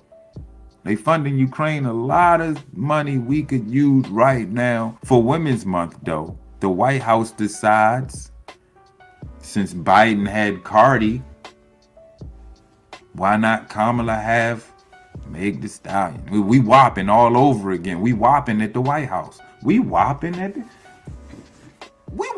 White House. You think about it, Biden had Cardi, Kamala had Meg. Doesn't it make sense? 2 of the most freakiest in the game too, the way that content they laying out. But Here nor there. I got to thinking though. Why the photo op? Why this photo op? Pandering for sucker symbolism all over again. Black delegation, your ass is bet not. Hey, tell me, what has she done thus far? Kamala, that is. What has Biden done? What did he do? This is out of NBCnews.com. Meet the Press blog. A new poll from Monmouth University finds a stagnant job approval rating for President Joe Biden and a low approval rating for Vice President Kamala Harris, although both still have high marks among Democrats. I bet. The survey released Tuesday finds 41% of Americans approve of Biden's job as president, while 51% disapprove, which is only a slight dip from Biden's 43% approval rating in January, though the change is well within the poll's margin of error. Just over a third of those surveyed, 36%, approve of Harris's job as vice president, while 53% disapprove because they tired of that Democratic bullshit. But Biden and Harris still receive high marks from Democrats as Biden gears up for an expected re-election campaign launched this spring. Check out the spin though, it's coming. The poll surveyed 805 adults via telephone interviews from March 16th and March 20th. I don't know if y'all peeped that, but I'm going to give you a key number, and I'm going to run it back. Just a sentence. The poll surveyed 805 adults via telephone interviews from March 16th through the 20th. What's today? Well, okay. You possibly didn't do the poll long enough and large enough to cover the circumference of the United States of America. I'm trying to tell y'all, if Trump, by any chance Trump runs again, Trump gonna win. Because again, we're back at the lesser of the two evils. Y'all remember that? Check the archives. All of our bread going straight to Ukraine. You got this bread going to Ukraine. You got this bread going to the Space Force. You got this bread. Oh, we have no more. There's no more bread. Where the bread go? Biden, where the bread go? Well, we had to give it to more resources and supplies so they can win. What if they decide that, now we got to get up in the war? Do we have enough? We've been giving them all our shit. We got enough to cover our bases. We just want to make sure Ukraine... Man, they've been fighting for over a year and a half. I don't think their end is near. Should we even be giving them any more chocolate chunk and chuck ice cream? That's all you got for me, bro? I like sniffing the little hairs and the girls and stuff. Yeah, I know. I saw. You do a lot of that lately. You do a lot of that. I don't know what your fascination is, hair on women in general. You're real touchy-feely with women. I'm just saying. It's good to be, but you a president. You can't be touchy-feely when they don't want you to be. That's harassment, right, ladies? Tell on his ass you told on Trump. And as for Kamala, whew. Hey, she doesn't even do it right, but she is a professional panderer. I mean, she went at Fife, he's dead. She's like, ain't that right, Fife? I don't know if they remember that. I was really offended, and when I seen it, I was like, man, who this bitch? I ain't know who she was, so I said, let me do some research on this joint. And I did some research on this joint, and I knew that she was out Cali locking single mothers up. It's the same black women that voted for her, the same black women that went to jail because of her in Cali. Go look up the truancy law. I'm about to turn up. I have to calm myself. That's what I'm gonna do. In this situation, though, I like to give the black delegation this. If you've been listening to this podcast, what I end with, know your past, in the present so you can fix your future. Black delegation, we coming up on our future. Hey, we going right back to the past. Got another blast from the past in the archive. I just realized that was a year ago. That post was a year ago. And this was 3 years ago. You gonna love this. Here we go.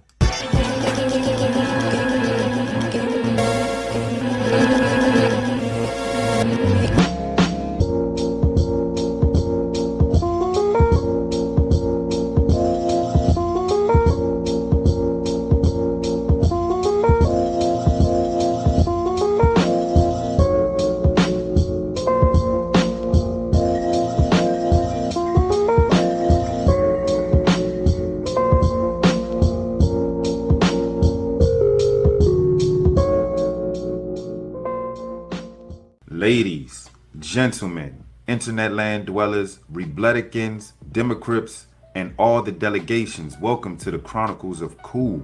Well, Black delegation, looks like the Democrats have pulled another fast one on us, and it seems as if it's working. Here's my 7 cents. Like and share and subscribe. This is out of the NewYorkTimes.com. It was early in Joseph R. Biden Jr.'s vice presidential search when he asked his advisors a sensitive question about Senator Kamala Harris. He kept hearing so much private criticism of her from other California Democrats. He wanted to know, is she simply unpopular in her home state? Advisors assured Mr. Biden that was not the case. Ms. Harris had her share of Democratic rivals and detractors in the world of California politics, but among regular voters, her standing was solid. Mr. Biden's query and the quiet attacks that prompted it helped begin a delicate audition for Ms. Harris that has never before been revealed in depth. Though Ms. Harris was seen from the start as a frontrunner, Mr. Biden did not begin the process with a favorite in mind, and he settled on Ms. Harris only after an exhaustive review that forged new political alliances, deepened existing rivalries, and further elevated a cohort of women as leaders in the party. Well, I guess you have to do that given your allegations, right? Ms. Harris was one of 4 finalists for the job, along with Senator Elizabeth Warren of Massachusetts, Governor Gretchen Whitmer of Michigan, and Susan E. Rice, the former National Security Advisor. But in the eyes of Mr. Biden and his advisors, Ms. Harris alone covered every one of the essential political needs. Other candidates rose and faded in the process. Senator Tammy Duckworth of Illinois powerfully impressed Mr. Biden's search team, but his lawyers feared she would face challenges to her eligibility because of the circumstances of her birth overseas. Well, you had Obama, right? In the end, Mr. Biden embraced Ms. Harris as a partner for reasons that were both pragmatic and personal, a sign of how the former vice president, who is oriented towards seeking consensus and building broad coalitions, might be expected to govern. Indeed, Mr. Biden has already told allies he hopes a number of the other vice presidential contenders will join his administration in other roles. So who are the running mates we have in Biden and Harris? Biden, aka Creepy Joe, otherwise known as the Sniffer. Peep this article out. This is out of the Intelligencer. Will black voters still love Biden when they remember who he was? Creepy Joe Biden once called state-mandated school integration, quote, the most racist concept you can come up with. And Barack Obama, quote, the first sort of mainstream African-American who is articulate and bright and clean, end quote. Hey, he's neither of those. He's not African-American. Do your research, Biden. He was a staunch opponent of forced busing in the 1970s and leading crusader for mass incarceration throughout the 80s and 90s. Peep it.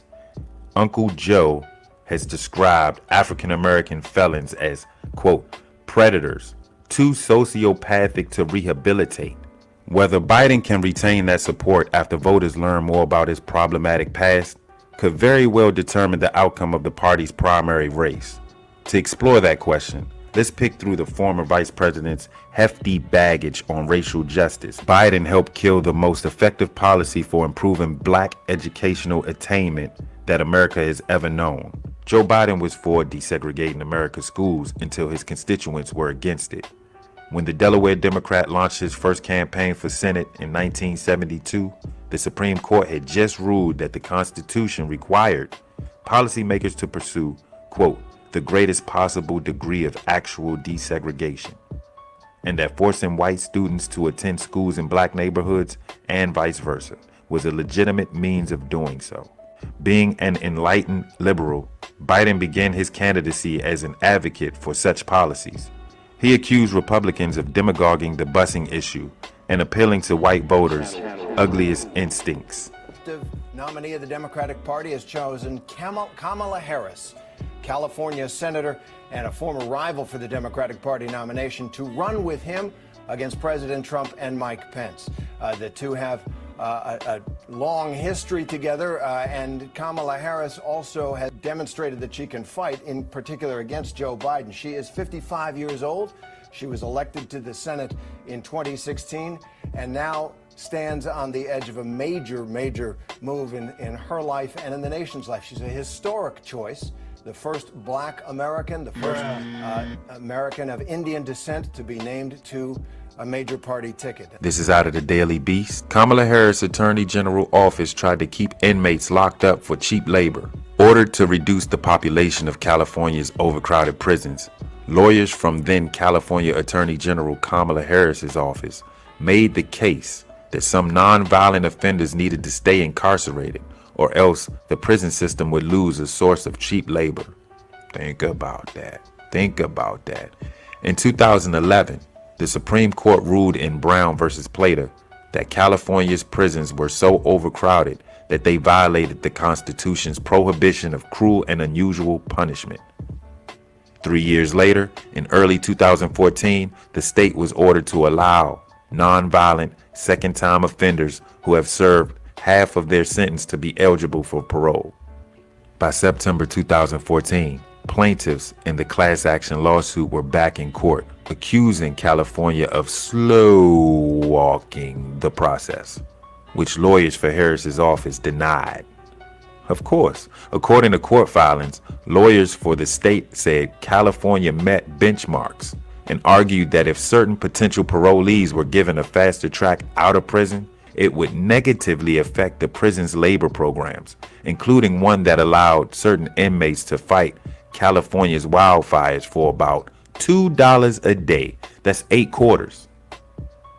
That's 8 quarters. Quote, extending 2-for-1 credits to all minimum custody inmates at this time would severely impact fire camp participation, a dangerous outcome while California was in the middle of a difficult fire season and severe drought. Lawyers for Harris wrote in the filing, noting that the fire camp program required physical fitness in addition to a level of clearance that allowed the felon to be off site. Not only that, they noted draining the prisons of minimum custody inmates would deplete the labor force both internally and in local communities where low-level, nonviolent offenders work for pennies on the dollar collecting trash and tending to parks. A federal 3-judge panel ordered both sides to confer about the plaintiffs' demands, and the state agreed to extend the 2-for-1 credits to all eligible minimum security prisoners. Quote, once we ridiculed and flagged them for that, they changed their tune. But that was their initial response, Donald Spector, Executive Director of Prison Law Office and lead counsel on Brown versus Plater, said. Harris, for her part, told BuzzFeed News 2 months after the arguments were made on her behalf that she was shocked by the argument, telling the publication she was looking into it. That's what they do. When they ain't got answers for somebody questioning them, they say, we'll look into it. And you have to stay on their ass because if you don't, they won't look into it. Politics. Harris's presidential campaign said she took action. As she said at the time, Senator Harris was shocked and troubled by the use of this argument. She looked into it and directed the department's attorneys to not make that argument again, said spokesman Ian Sams. Quote, her office, on behalf of the state corrections department, then came to the table with the plaintiff's representatives to negotiate an agreement, which the court subsequently approved, that led to an expansion of the 2-for-1 credits. The incident is just a small part of Harris's long career as a prosecutor, which has drawn scrutiny from Democrats and activists who describe her as a latecomer to the social justice movement. Of course, she's not ADOS. She's an Indian Jamaican woman, immigrant from out there who went to school in Canada. I gotta take it there. But let me continue. As far as I know, she did very little, if anything, to improve the criminal justice system when she was Attorney General, Spector said. The way I look at it is, she was really late to the party, and more importantly, when she had the authority to do something as Attorney General, she was absent, he said. I'm very skeptical of her views of criminal justice at this point. She basically carried on the policies of her predecessor for the most part in battling us on getting the prison population down and anything else that government wanted to do to prevent prison conditions from improving. I tell you today that black Americans in America, ADOS black Americans, better get nimble and get nimble fast, because this Democratic Party that you built is basically casting you to the side while giving you an optical illusion that they are here for you and making you believe it through a black girl magic that don't make no magic. She got a Jamaican father and she got an Indian mother, Brahmin Indian, which is the most elite that oppresses the other groups. They are oppressing Dalit Indians today in Silicon Valley, today in America. So what makes you think that all of the truancy laws and everything else isn't tied into the caste system? I need you to understand what I'm talking about. Okay, so she got the Indian mother and she got the Jamaican dad. Through the Jamaican dad, you come through a pipeline of blackness to anchor her into Fannie Lou Hamer and ADOS. Makes no sense, but okay. But in addition, the Jamaican father, she admitted one of the most powerful lines of her whole campaign last night, and it was subtle. She said the Jamaican dad, after 5 years old, wasn't really around. So that means from 5 until adult age, she was raised Indian. I don't want to hear nothing about strollers and nothing else. I want to know about the French school in Canada that you went to junior high that spoke all French, no English. I want to know about the Westmount Calgary school that you went to for high school in Canada. I want to know about the truancy laws with Sheree Peoples. I want to know about Matrice Richardson and why you didn't investigate. I don't want to know about no Divine Nine and no AKA. Yeah, so we not done with Kamala yet. Not by a long shot. I'm gonna take this to The Guardian real quick. Kamala Harris laughed about jailing parents over truancy, but it's not funny. For progressives, there are good reasons to be suspicious of the idea that former prosecutors make good politicians. The United States has the highest incarceration rate in the world, and its criminal punishment system disproportionately punishes poor people and people of color. Prosecutors have a leading role in sustaining this injustice, in part because they tend to view prisons as the solutions to the social problems. That worldview is fully on display in a recently unearthed video footage of Kamala Harris defending her decision to criminally prosecute parents for their children's truancy. In the video, taken at the Commonwealth Club in 2010, when Harris was district attorney of San Francisco, Harris says that because, quote, a child going without an education is tantamount to a crime, she decided to treat parents with absentee children as criminals. Peep it. I would not be standing here were it not for the education I received. And I know many of us will say the same thing. And I believe a child going without an education is tantamount to a crime. Damn. So I decided I was going to start prosecuting parents for truancy. Well, this was a little controversial in San Francisco. Where's the joke? And frankly, my staff went bananas. They were very concerned. As they should. Didn't know at the time whether I was going to have an opponent in my re-election race. You will now. And I said, look, I'm done. This is a serious issue, and I've got a little political capital, and I'm going to spend some of it. And this is what we did.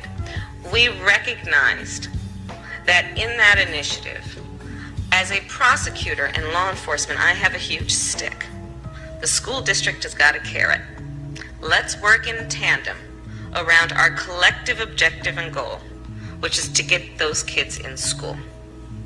So, to that end, on my letterhead, now let me tell you something about my letterhead. When you're the DA of a major city in this country, Usually the job comes with a badge. Share and subscribe. And there is often an artistic rendering of said badge on your stationery.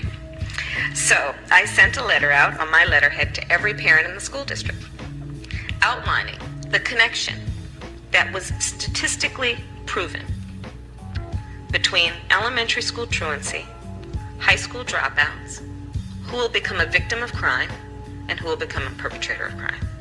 We sent it out to everyone. A friend of mine actually called me and he said, Kamala, my wife got the letter. She freaked out. She brought all the kids into the living room, held up the letter, said, if you don't go to school, Kamala's gonna put you and me in jail. Yes, we achieved intended effect. Harris cheerfully recounts the story of sending an attorney from her office to intimidate a homeless mother, a homeless single mother whose children were missing from school. She smiles as she recalls how she instructed her subordinates to, quote, look really mean so that the mother would take the threat of jail seriously. Wow. In separate footage, Harris mocks those on the left who say things like, build schools, not jails. Wow. And put more money into education, not prisons, suggesting they are naive sloganeers who do not understand crime prevention. She real aggressive with it. Harris looked at the problem of perpetual truancy and believed she ought to start locking up parents. A humane progressive looks at the problem and asks, why do absences actually occur? Truancy occurs disproportionately among children whose parents are poor, less educated, and among children who don't feel safe at school, who have to work or support their families, who have mental and physical health issues, and who are in unstable living situations. It's a social reality. Reparations for black people. Well, listen, again, we had over 200 years of slavery. Bruh. We had Jim Crow for almost a century. We had legalized discrimination, segregation, and now we have segregation and discrimination that is not legal but still exists and is a barrier to progress. We have disparities around housing. We have disparities around education. We have disparities around income. Do you support reparations for black people? And we have to recognize that everybody did not start out on an equal footing in this country. Give people who are making $100,000 or less as a family a tax credit, which will benefit and uplift 60% of black families who are in poverty. So by default, it affects black families, but there's not a particular policy for African Americans that you explore. But no, if you look at the reality of who will benefit from certain policies, the reality also is this: any policy that will benefit black people will benefit all of society. Let's be clear about that. Let's really be clear about that. So I'm not gonna sit here and say I'm gonna do something that's only gonna benefit black people. No. Bruh. And this is the human costs of Kamala Harris's war on truancy. Like and share and subscribe. The, quote, progressive prosecutor wanted to transform how California responded to students missing school. Parents like Cherie Peoples wound up paying the hefty price. On the morning of April 18th, 2013, in the Los Angeles suburb of Buena Park, a throng of photographers positioned themselves on the street curb and watched as two police officers entered a squat townhouse. Minutes later, their cameras began clicking. The officers had reemerged with a worried-looking woman in pajamas and handcuffs, and the photographers were jostling to capture her every step. Quote, "You would swear I had killed somebody," the woman, Cherie Peoples, said in a recent interview. In fact, Peoples had been arrested for her daughter's spotty school attendance record under a truancy law that then California Attorney General Kamala Harris had personally championed in the state legislature. The law, enacted in January 2011, made it a criminal misdemeanor for parents to allow kids in kindergarten through the 8th grade to miss more than 10% of school days without a valid excuse. Peoples' 11-year-old daughter Shayla had missed 20 days so far that school year. The law was the capstone of Harris's years-long campaign to get, quote, tough on truancy. Hey, just to give y'all a FYI, Cherie Peoples is doing a podcast on her own on Instagram. If y'all could look up Cherie Peoples, She's doing her own podcast. I asked her if she was. I honestly, I invited her to the platform so she could share her experience, but I know that's a touchy situation right there, so I ain't want to push the envelope. Preventing truancy, she argued, was not just about the noble goal of ensuring every child's education, but a matter of averting future criminals. Harris filed charges against a handful of San Francisco parents whose elementary school-aged children were consistently missing school. A few years later, she persuaded the state legislature to adopt harsher penalties for truancy. Under the new law, the parent or guardian of a young truant child could face a fine of $2,500 or more, or 1 year in jail. Harris pushed hard for the law as she was running for attorney general, and it passed just as she won the election. Quote, "We are putting parents on notice." Wow, check her out. Harris said at her 2011 inauguration, quote, "If you fail in your responsibility to your kids, we are going to work to make sure you face the full force and consequences of the law." Damn.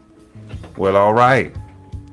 And I believe within this truancy law, Miss Cherie Peoples, her daughter also suffered a stroke at 13 with all that stress under this truancy law. On the morning Peoples was arrested, police arrested 5 other parents, including several in front of waiting news crews, as part of what one assistant district attorney painted as an effort to prevent children from, quote, being criminals or joining a gang. The district attorney described Peoples' conduct in unsparing terms, telling local news outlets she had ignored the school's numerous requests for meetings and multiple warnings that Shayla was truant. The defendant was offered counseling and parenting classes. For what, man? Her daughter was obviously sick. The student was provided the opportunity for a mentor through Big Brothers Big Sisters of Orange County, a mentor at school and monthly meetings with law enforcement officers. I mean, why all that though? Peoples read all this several days later in a state of disbelief. She has a soft manner and voice and has dedicated most of her adult life to caring for Shayla, who has lived with sickle cell anemia, a serious genetic illness that causes her acute pain and requires frequent hospitalization and medical procedures since birth. Shayla frequently missed school because she was in too much pain to leave the house or was hospitalized for long-term care. Her school was aware of these circumstances. It had records on file from the Regional Children's Hospital explaining that Shayla's condition would necessitate unpredictable absences and special education accommodations. Peoples and the school had worked together to set up some of those accommodations, which are required under federal disability law. At the time of her arrest, Peoples claimed she was fighting with the school to get it to agree to additional accommodations under an individualized education plan, which she said the school had rejected. Quote, "This is a young woman who spends a lot of her life in the hospital," Peoples said. "How is that she's giving off the impression of being a gang member? Why are they coming after me?" End quote.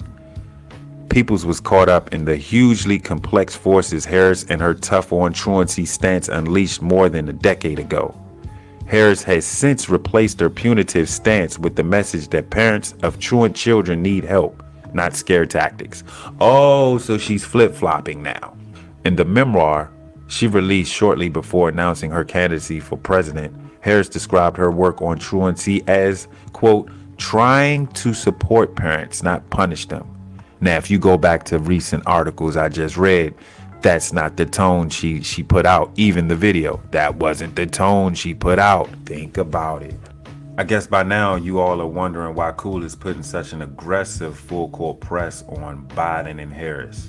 Mainly because of posts like this. And excuse the grammar errors, instead of y'all focusing on Kamala Harris' record from 20 years ago, look at Trump's record from the past 4 years.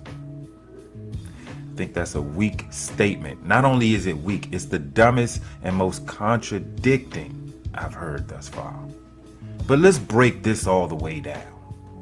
When you apply for a job, what does the employer look at? Your resume, in which your resume details what? Your past experience. If given that job, what does that employer look for next? A background check?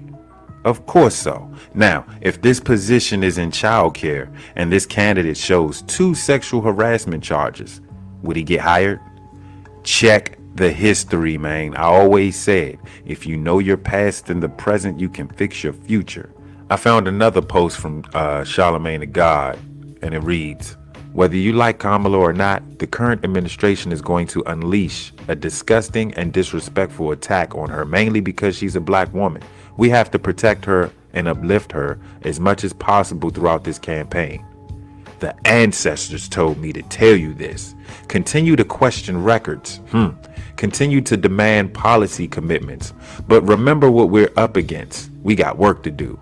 Hey man, cut that out with the hashtag black leverage.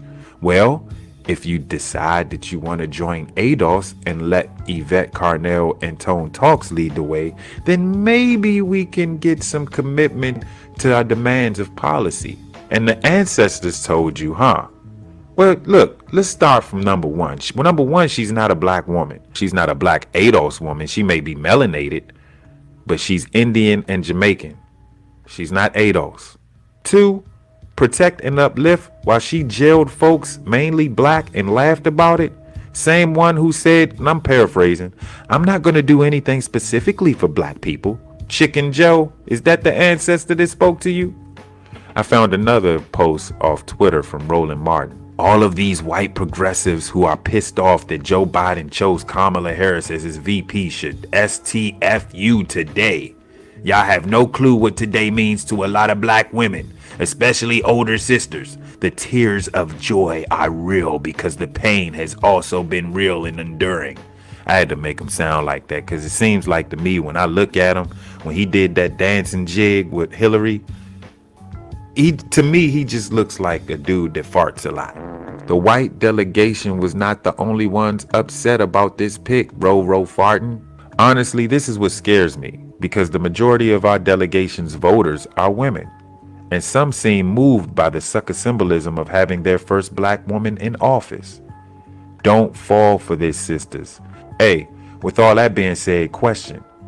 When did we get so socially engineered to claim Democrat, aka Democrat? We have to start thinking outside the box. That way of tribalism never worked in our favor. In fact, it ran folks off. Me. Do you feel things progressed over the years or did it get worse? Sure, Trump ain't qualified, but I can show you more who wasn't. Bush lied about taxes, war on Iraq. Clinton disrespected his power and lied about it. Pandered with the saxophone. Little Bush, 9/11. Need I say more? Obama. He gave you Obamacare and then what? More lies and, in my opinion, sat on the black delegation's needs, and we allowed it because he was our first black president. The sucker symbolism again.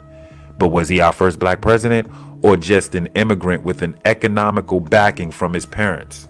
All I would suggest is, yes, do your research on these politicians. Find out their past and see what they think about your agenda. And have an agenda. All the other delegations have demands. We should too. What is it? Reparations, or we vote down ballot, or don't vote at all? What do you mean, Cool? What do you mean about that? Well, allow me to explain in a few words. You don't have to vote the lesser of the two evils, and be wary of those who do. It is these folks that are sheep to the system. There are other candidates running, so do some research. Why should we, the black delegation, do this? Because it sends 2 important messages to the powers that be. 1, we will no longer be pandered for our vote. 2, we mean business. Reparations or no vote or down ballot vote. You have to decide who is included when you do reparations.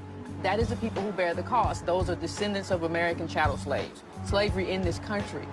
So there has to be some economic redistribution to American descendants of slavery. And that's one of the things that's just kind of gotten me in trouble. People are like, oh, well, you're excluding other black people. No, you have to decide. Because it's not just about like experiencing racism. It's about who built the country and who has been kind of bottom casted. There wouldn't be an America without the slaves, and we are the descendants of those slaves. And come to think about it, question.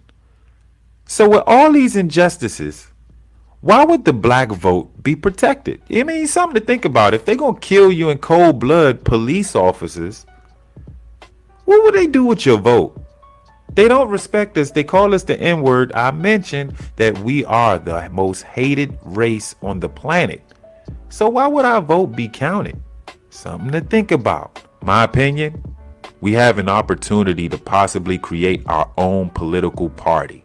The ADOS Party, led by Antonio Moore and Yvette Carnell. I believe that if the entire black delegation, or at least half of the Democrats, join ADOS, I believe we can really inflict real change for the black delegation. Yvette once said, and I'm paraphrasing of course, we may not reap the benefits of the work we'll put in for reparations, but the future will seem promising. Can you imagine our future generations not having to deal with none of the current ills that plague us? This is why we need to become more educated, or we'll be swayed by posts like this and be moved by political pundits and their sucker symbolism.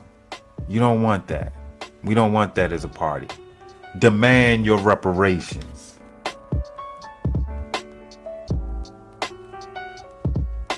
Everybody's bad and everybody's tough, but how many people are intelligent enough to open up your eyes and see through the lies, discipline themselves, yourself, to stay alive? Not many. That's why the universe sent me today on this stage with this to say. The richer get richer and the poor get poorer. In the final hour, many heads will lose power. What does the rich versus poor really mean? Psychologically, it means you have to pick your team.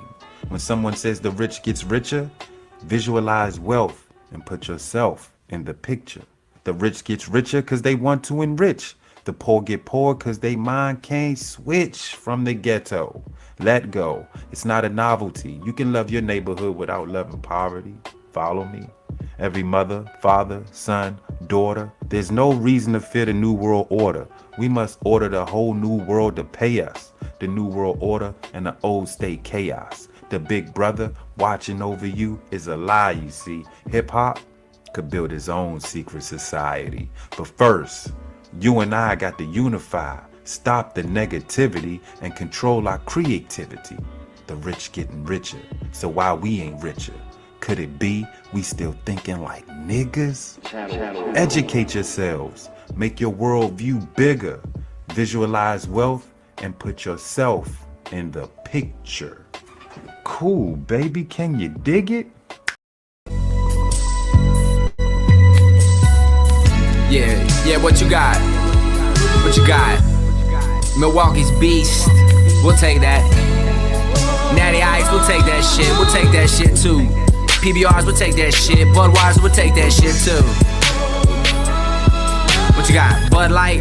Ah, fuck it, bring that shit too. You got 6, 12s, 30s. Bring it on. We drink, we smoke. Drinking, we smoke. We drink, we smoke.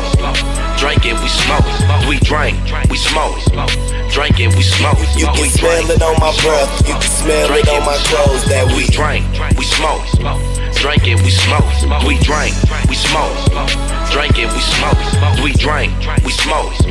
Drinking, we smoke. Yeah, you can smell it on my breath. You can smell it on my clothes. Catch me rolling up some medical. This shit here look like vegetables. I'm on that gas, I call it Texaco. I'm on that Cali, not that Mexico. 17 in the clip, I got that Plexico. Roll a blunt while I'm driving, professional. I'm so high, I think I'm extraterrestrial. And your bitch is highly accessible. Shit, she see me bustin' down and Swisher Sweet. With more chains on the Mr. T. She came and asked me, can she hit the tree? But I noticed that she came with a clique of freaks. She say she 24, just enrolled in grad school. I told her roll up, she said I'll be more than glad to. She on my cash, so I poured her a cup. Then she asked, can my girls have a glass too? Because we drink, we smoke. Drinking, we smoke. We drink, we smoke. Drinking, we smoke. We drink, we smoke. Drinking, we smoke. You can smell it on my breath. You can smell it on my clothes. That we drink, we smoke. Drinking, we smoke. We drink, we smoke. Drinking, we smoke. We drink, we smoke.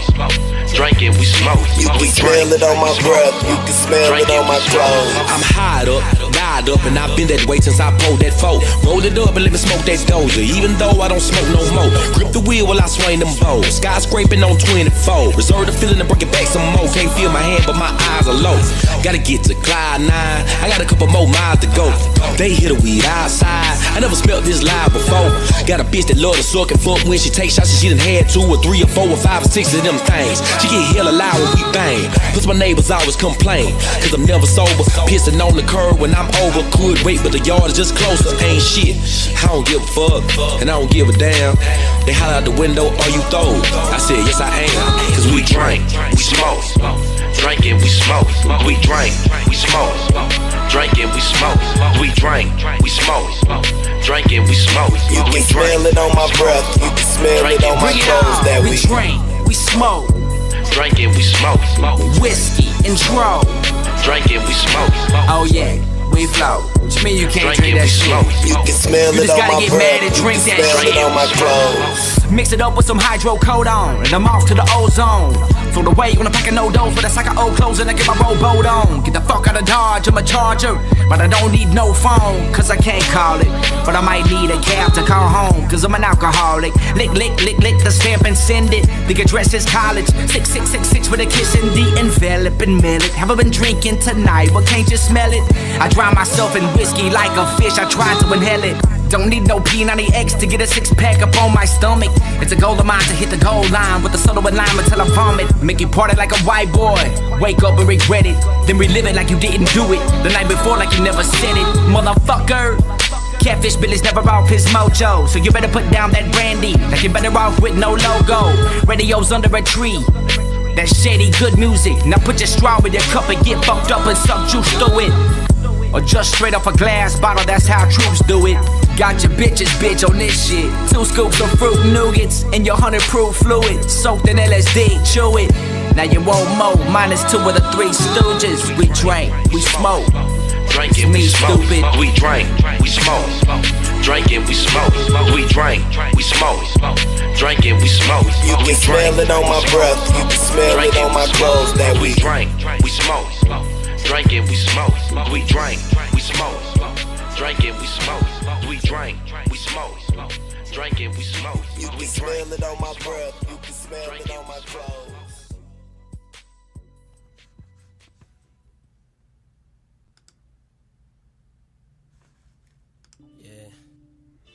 Ah, that's the actual song. Let me get that one in. Yeah.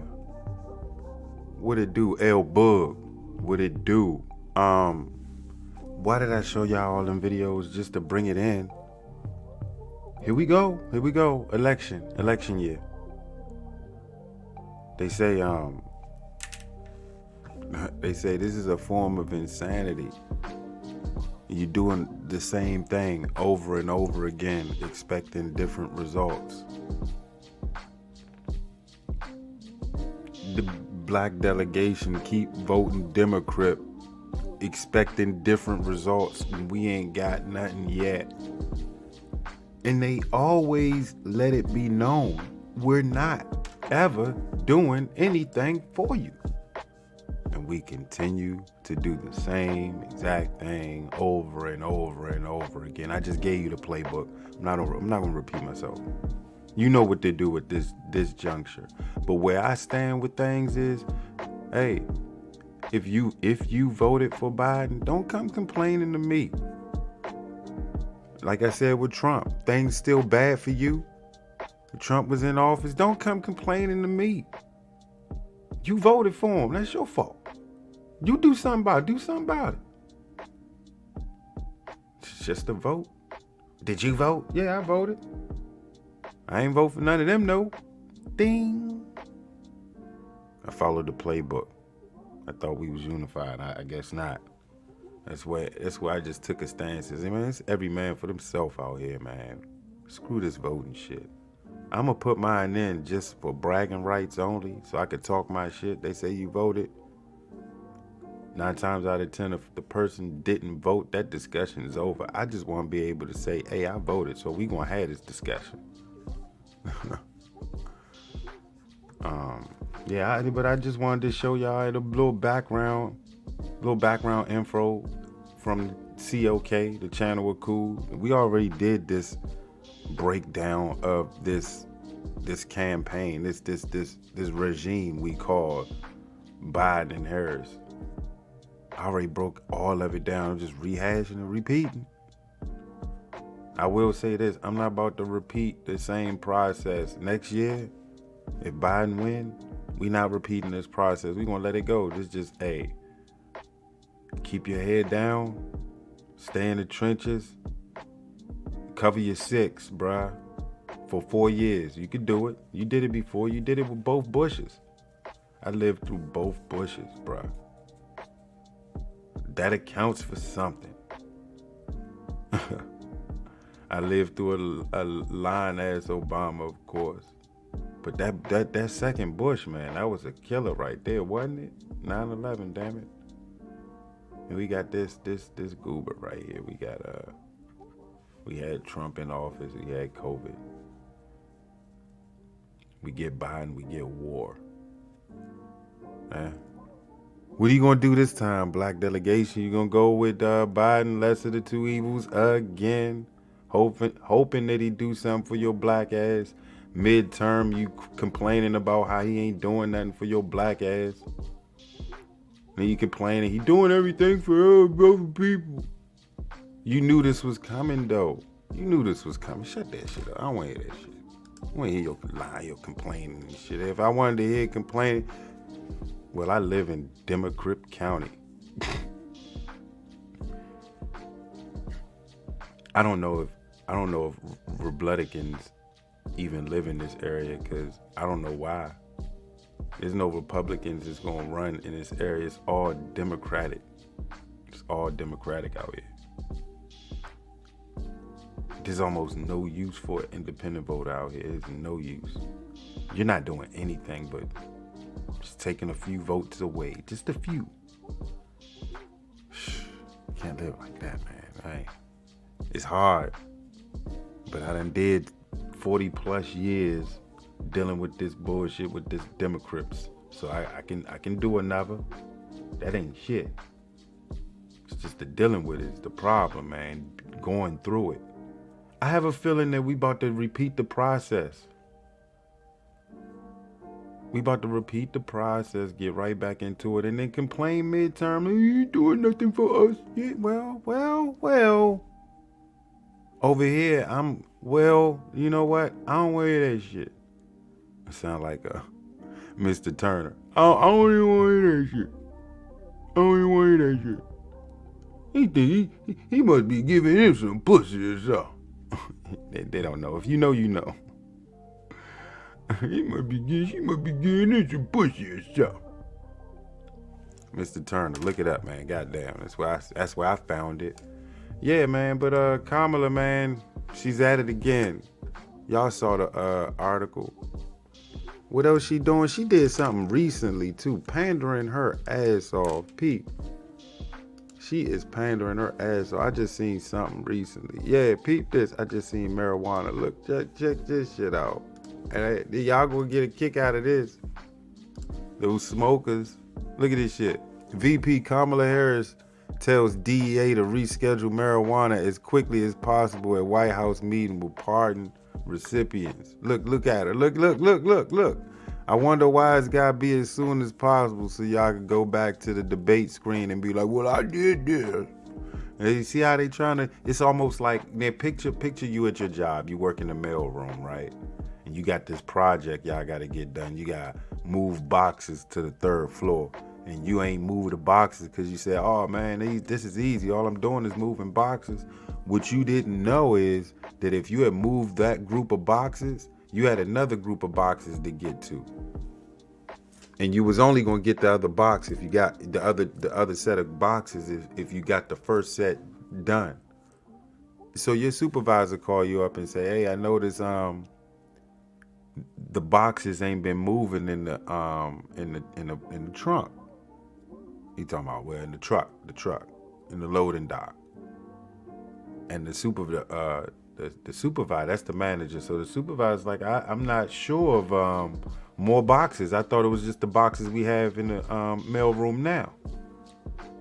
The manager says, no wonder. Are you guys sitting on the job not doing anything? stuck now. What are you gonna say? You know you were. You wasn't doing a damn thing. And your manager, your supervisor sees that y'all ain't touched them boxes. Cause if y'all did, y'all would have got a new set. Y'all ain't finished the first set. This is what Kamala's doing to America. She ain't done shit for 3 years. Now this 4th year, look, I'm gonna meet with the marijuana folk. What I just tell you she did recently? Abortion. She's going for the jugular. Look, I said this shit on my, apparently I ruffled a few feathers when I posted this shit. I ain't realized it was going to garner what it garnered, but we got a hell of a lot of attention. Shout out to Beijing for commenting on that jump. But there was a Bama that was like, yeah, this Bama said clown post. It's like, what? You about to get lit, bruh. So he said, take a look at who profits from abortion and who's the biggest client of abortion. You might change your opinion. He said, take a look at who profits. Oh, yeah, that's a repeat. He said, women, and no matter their race or ethnicity, it's needed for health care. I know whose childbirth mortality rate is the highest, and it's black women. Nothing more needs to be said. Well, indeed, it does. He said, has the honesty to call his own post clown post. Oh, nah. I think Sub D got it wrong. She didn't realize that I posted that. But, you know, this is what I wanted to hit on. TikToker for Life always says, always election tactics in the border. Oh, I'm sorry.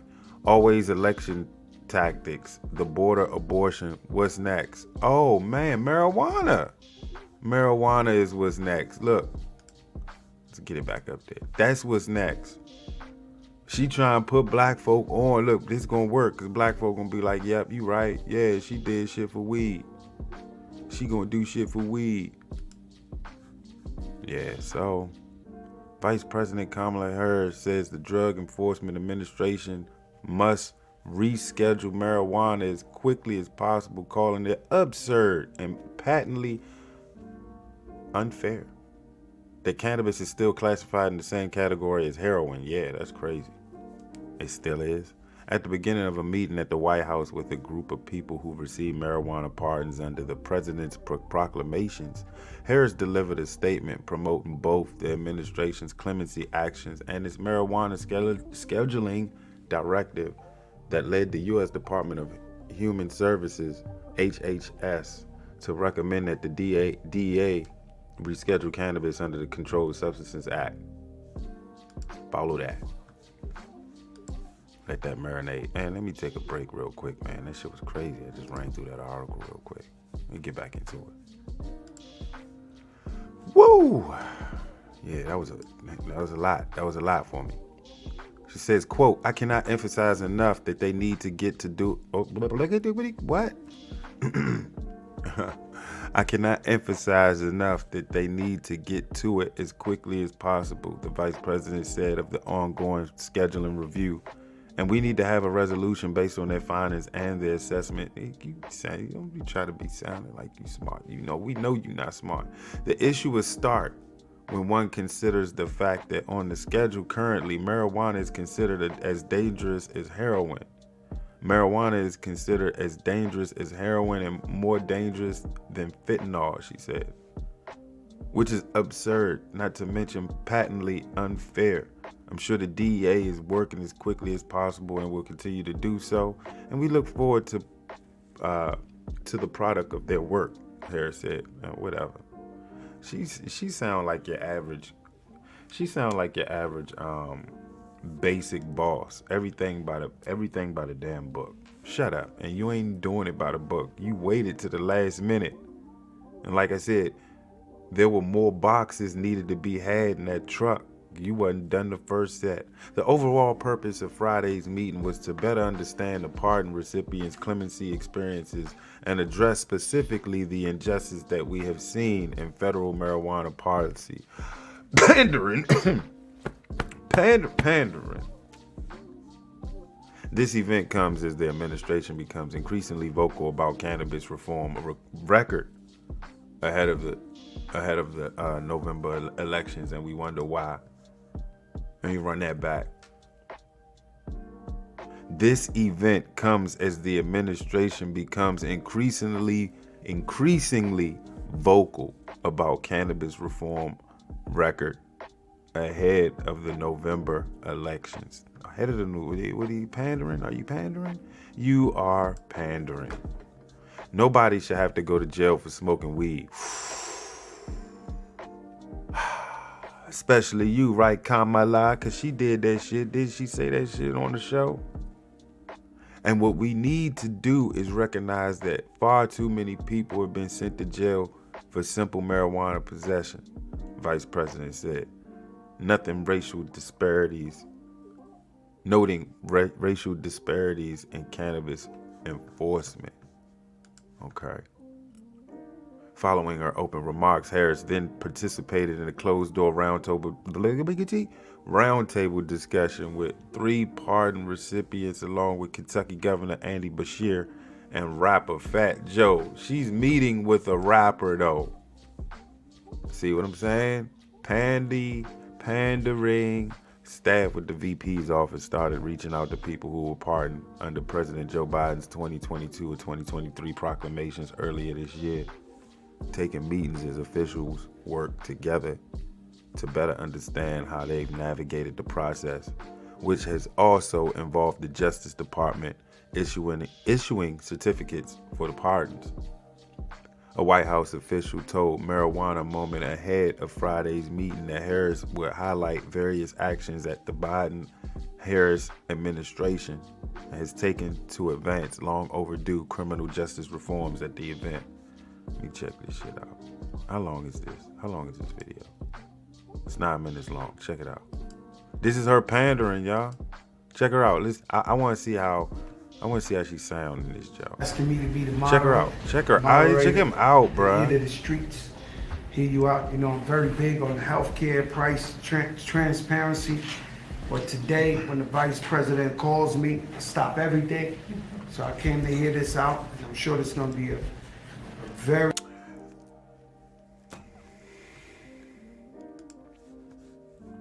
This meeting's making me sick already, bro. Wow. So what you telling me is she called on Fat Joe? Come meet with me at the White House, though. You can't be serious, bro. You can't. Nah, let's get a new vibe in, man. Yeah, this is loser song right here. Losers meeting with losers at the White House. Remember I told you this that sad music song. You play this song when you lost the basketball game. You play this song when you come home from work and you got a nice little cold ass brew ready to be drank. And you rolled yourself up something. You listen to this. I got you. Let's get back into the vibe. I got you. Yeah. Light it up. Light it up, though. Next. Can't believe I'm messing with y'all. I gotta go to practice in a little bit.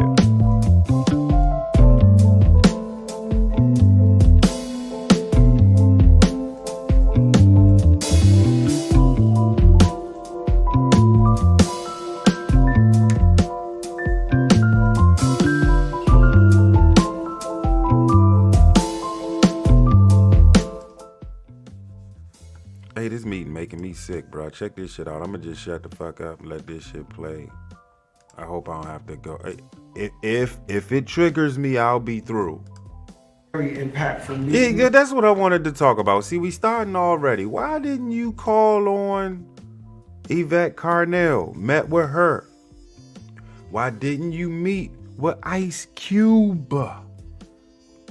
He has a plan as well. But she said it herself. She ain't gonna do anything specifically for black people. And y'all heard it. I know you heard it now. Let's continue this bullshit. to hear all your impactful stories. And we're gonna keep this intimate, as I was asked. So, press, we thank you for being here, but. Hold on, I'm gonna give a statement too. Okay. But I thank you, Fat Joe, for being here and taking the time. But Do you really call him for your Fat voice Joe? on so many critical issues. In addition to the gift of your artistry, I thank you for being Do here. you call him Fat Governor Joe? Beshear, thank you. I said earlier to the group at the table that you have been an extraordinary leader in many ways, not only for the people of Kentucky, but nationally. Thank you. And on this issue, I would like to just publicly applaud and thank you for being so forward-leaning around having the courage to challenge certain traditions and critically evaluate whether what we've been doing is smart and what can we do to be smarter. And your leadership, I think, is inspirational to a lot of others. So thank you for that. Thank you. So I will say that I believe that the promise of America includes equal justice under the law. Is she And for too many, from the our joke? criminal justice system has failed to live up to that core principle. And I say that with full knowledge of how this system has worked, including my experience as a prosecutor. The President and I have with addressed that inequities truancy through law. implementation of long overdue criminal justice reforms. For example, we have, at the federal level, banned chokeholds. We have restricted no-knock warrants and created the first ever database to track misconduct by law enforcement. This is critically important. That last piece, the first pieces may be obvious, but as we know, all too often we have seen examples of where a police officer has been found to have committed misconduct in one region, but then can move to another region, and that record does not follow that individual. What about immigration? And then, of course, the same behavior repeats itself. So the fact that we have made a commitment to having that kind of database is really very significant in the push toward ensuring that we have justice in the criminal justice system. We have also been focused on reentry. Some of the work that I started back when I was DA of San Francisco in 2005, looking at what we must do to appreciate the fact that folks who have been held accountable through the criminal justice system should also have an opportunity, once they have done their time, have paid their due, to have the ability to re-enter and be productive and do what they aspire to do, which is to help support their families and live a productive life. To that end, there are a few things that we have done that are very significant. That right One is hand we is have put in now work, recently bruh. announced making small business administration loans available to previously incarcerated individuals. That is significant because before now, Peep it. they were Keep prohibited that right hand. from being Getting eligible it in. for Ooh, small ooh. business administration Put in loans. work. And I have personally met many people who were formerly incarcerated, who are hardworking, who are intelligent, who are innovative, and want an ability to be able to contribute to the economy. That's enough. We see enough of what this is. By now, you know what I'm trying to show y'all, right? It took 2 hours, bruh. It took 2.5 hours. I just really want the Democrats to see what they about to do. Democrats of the black delegation. What you about to do? We about to do it. It's gonna go down, and ain't nothing we could do about it. I feel as if that we're about to embark on repeating the same process, expecting different results.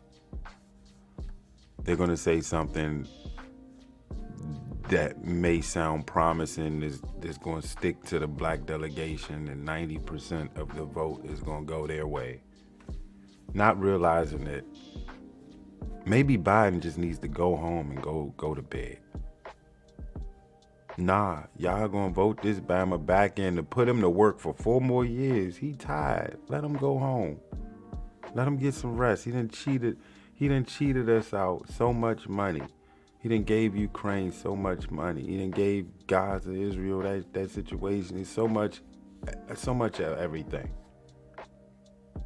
But there's things domestically that done went down that we don't know if you chose to ignore it. Did you do anything for him?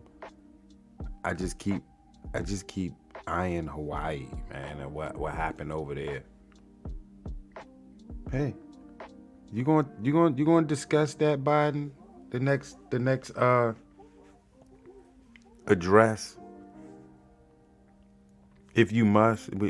Any updates on them folk? How they doing? I think he gave him like $700 a month or some shit. I don't know what they wasn't nothing compared to what New York is giving these illegal immigrants, and a free trip anywhere in the United States. How do you get that type of look, bruh? That's what I'm talking about. But I just wanted y'all to see this, man. See where they about to go and throw this vote. And then they're going to debate with you, and they're going to say, no, don't vote for Trump. You got to vote the lesser of the two evils, and that's Biden. No, he's on his way out, bruh. Literally. We can't do that. Don't put that man through that, man. Let him go to sleep, man. Let him rest. You don't want to vote Trump in? Go vote somebody else in under him. Your voice can't go to somebody who don't have one, bro. Who's just willingly throwing money away. Don't fall for the okie doke black delegation. This post was mainly for y'all, man. I'ma be out of here. Y'all be safe, bro. Enjoy the weekend. It's nice as shit outside. Don't do nothing dumb out there. Be safe. And when you catch that bus, you get there. I'm on the radio early. She act like she ain't heard me. You ain't know I'm the man now. Back in the 330. Just left LA. On the red eye early. Flight late at 3:30. Back in the 330. 3:30. Back in the 3:30. Where the niggas ride clean. And the girls so curly. 3:30. Back in the 3:30. Where the niggas ride clean. And the girls so pretty. Long furs, fat blunts. T-top money with the bang in the trunk. Fresh off the plane with the LA stitch. I love Cali girls in the sunshine. But ain't nothing like my 330 chicks from them acting girls that went to school with Brian. Private school girls who love to get down. And them ratchet girls out in Youngstown all holding it down. And my white girls in my diner who's finer than they mama shining. And the Mexican girls who sharper than the lineup. Got a city to city, I'm talking all-star lineup. Got a roster spot, you can sign up. I'm talking Max Steels, Balenciaga. I'm talking Black Hills with red bottoms. Pretty girls with the big bottoms. Midwest models. I'm on the radio early. She act like she ain't heard me. You ain't know I'm the man now. Back in the 330. Just left LA. All drink and go. Never mind a player, hate a lame trick. Oh, I'm on the radio early. She act like she ain't heard me. You ain't know I'm the man now. Back in the 330. Just left LA. On the red eye early. Flight late at 3:30. Back in the 3:30. 3:30.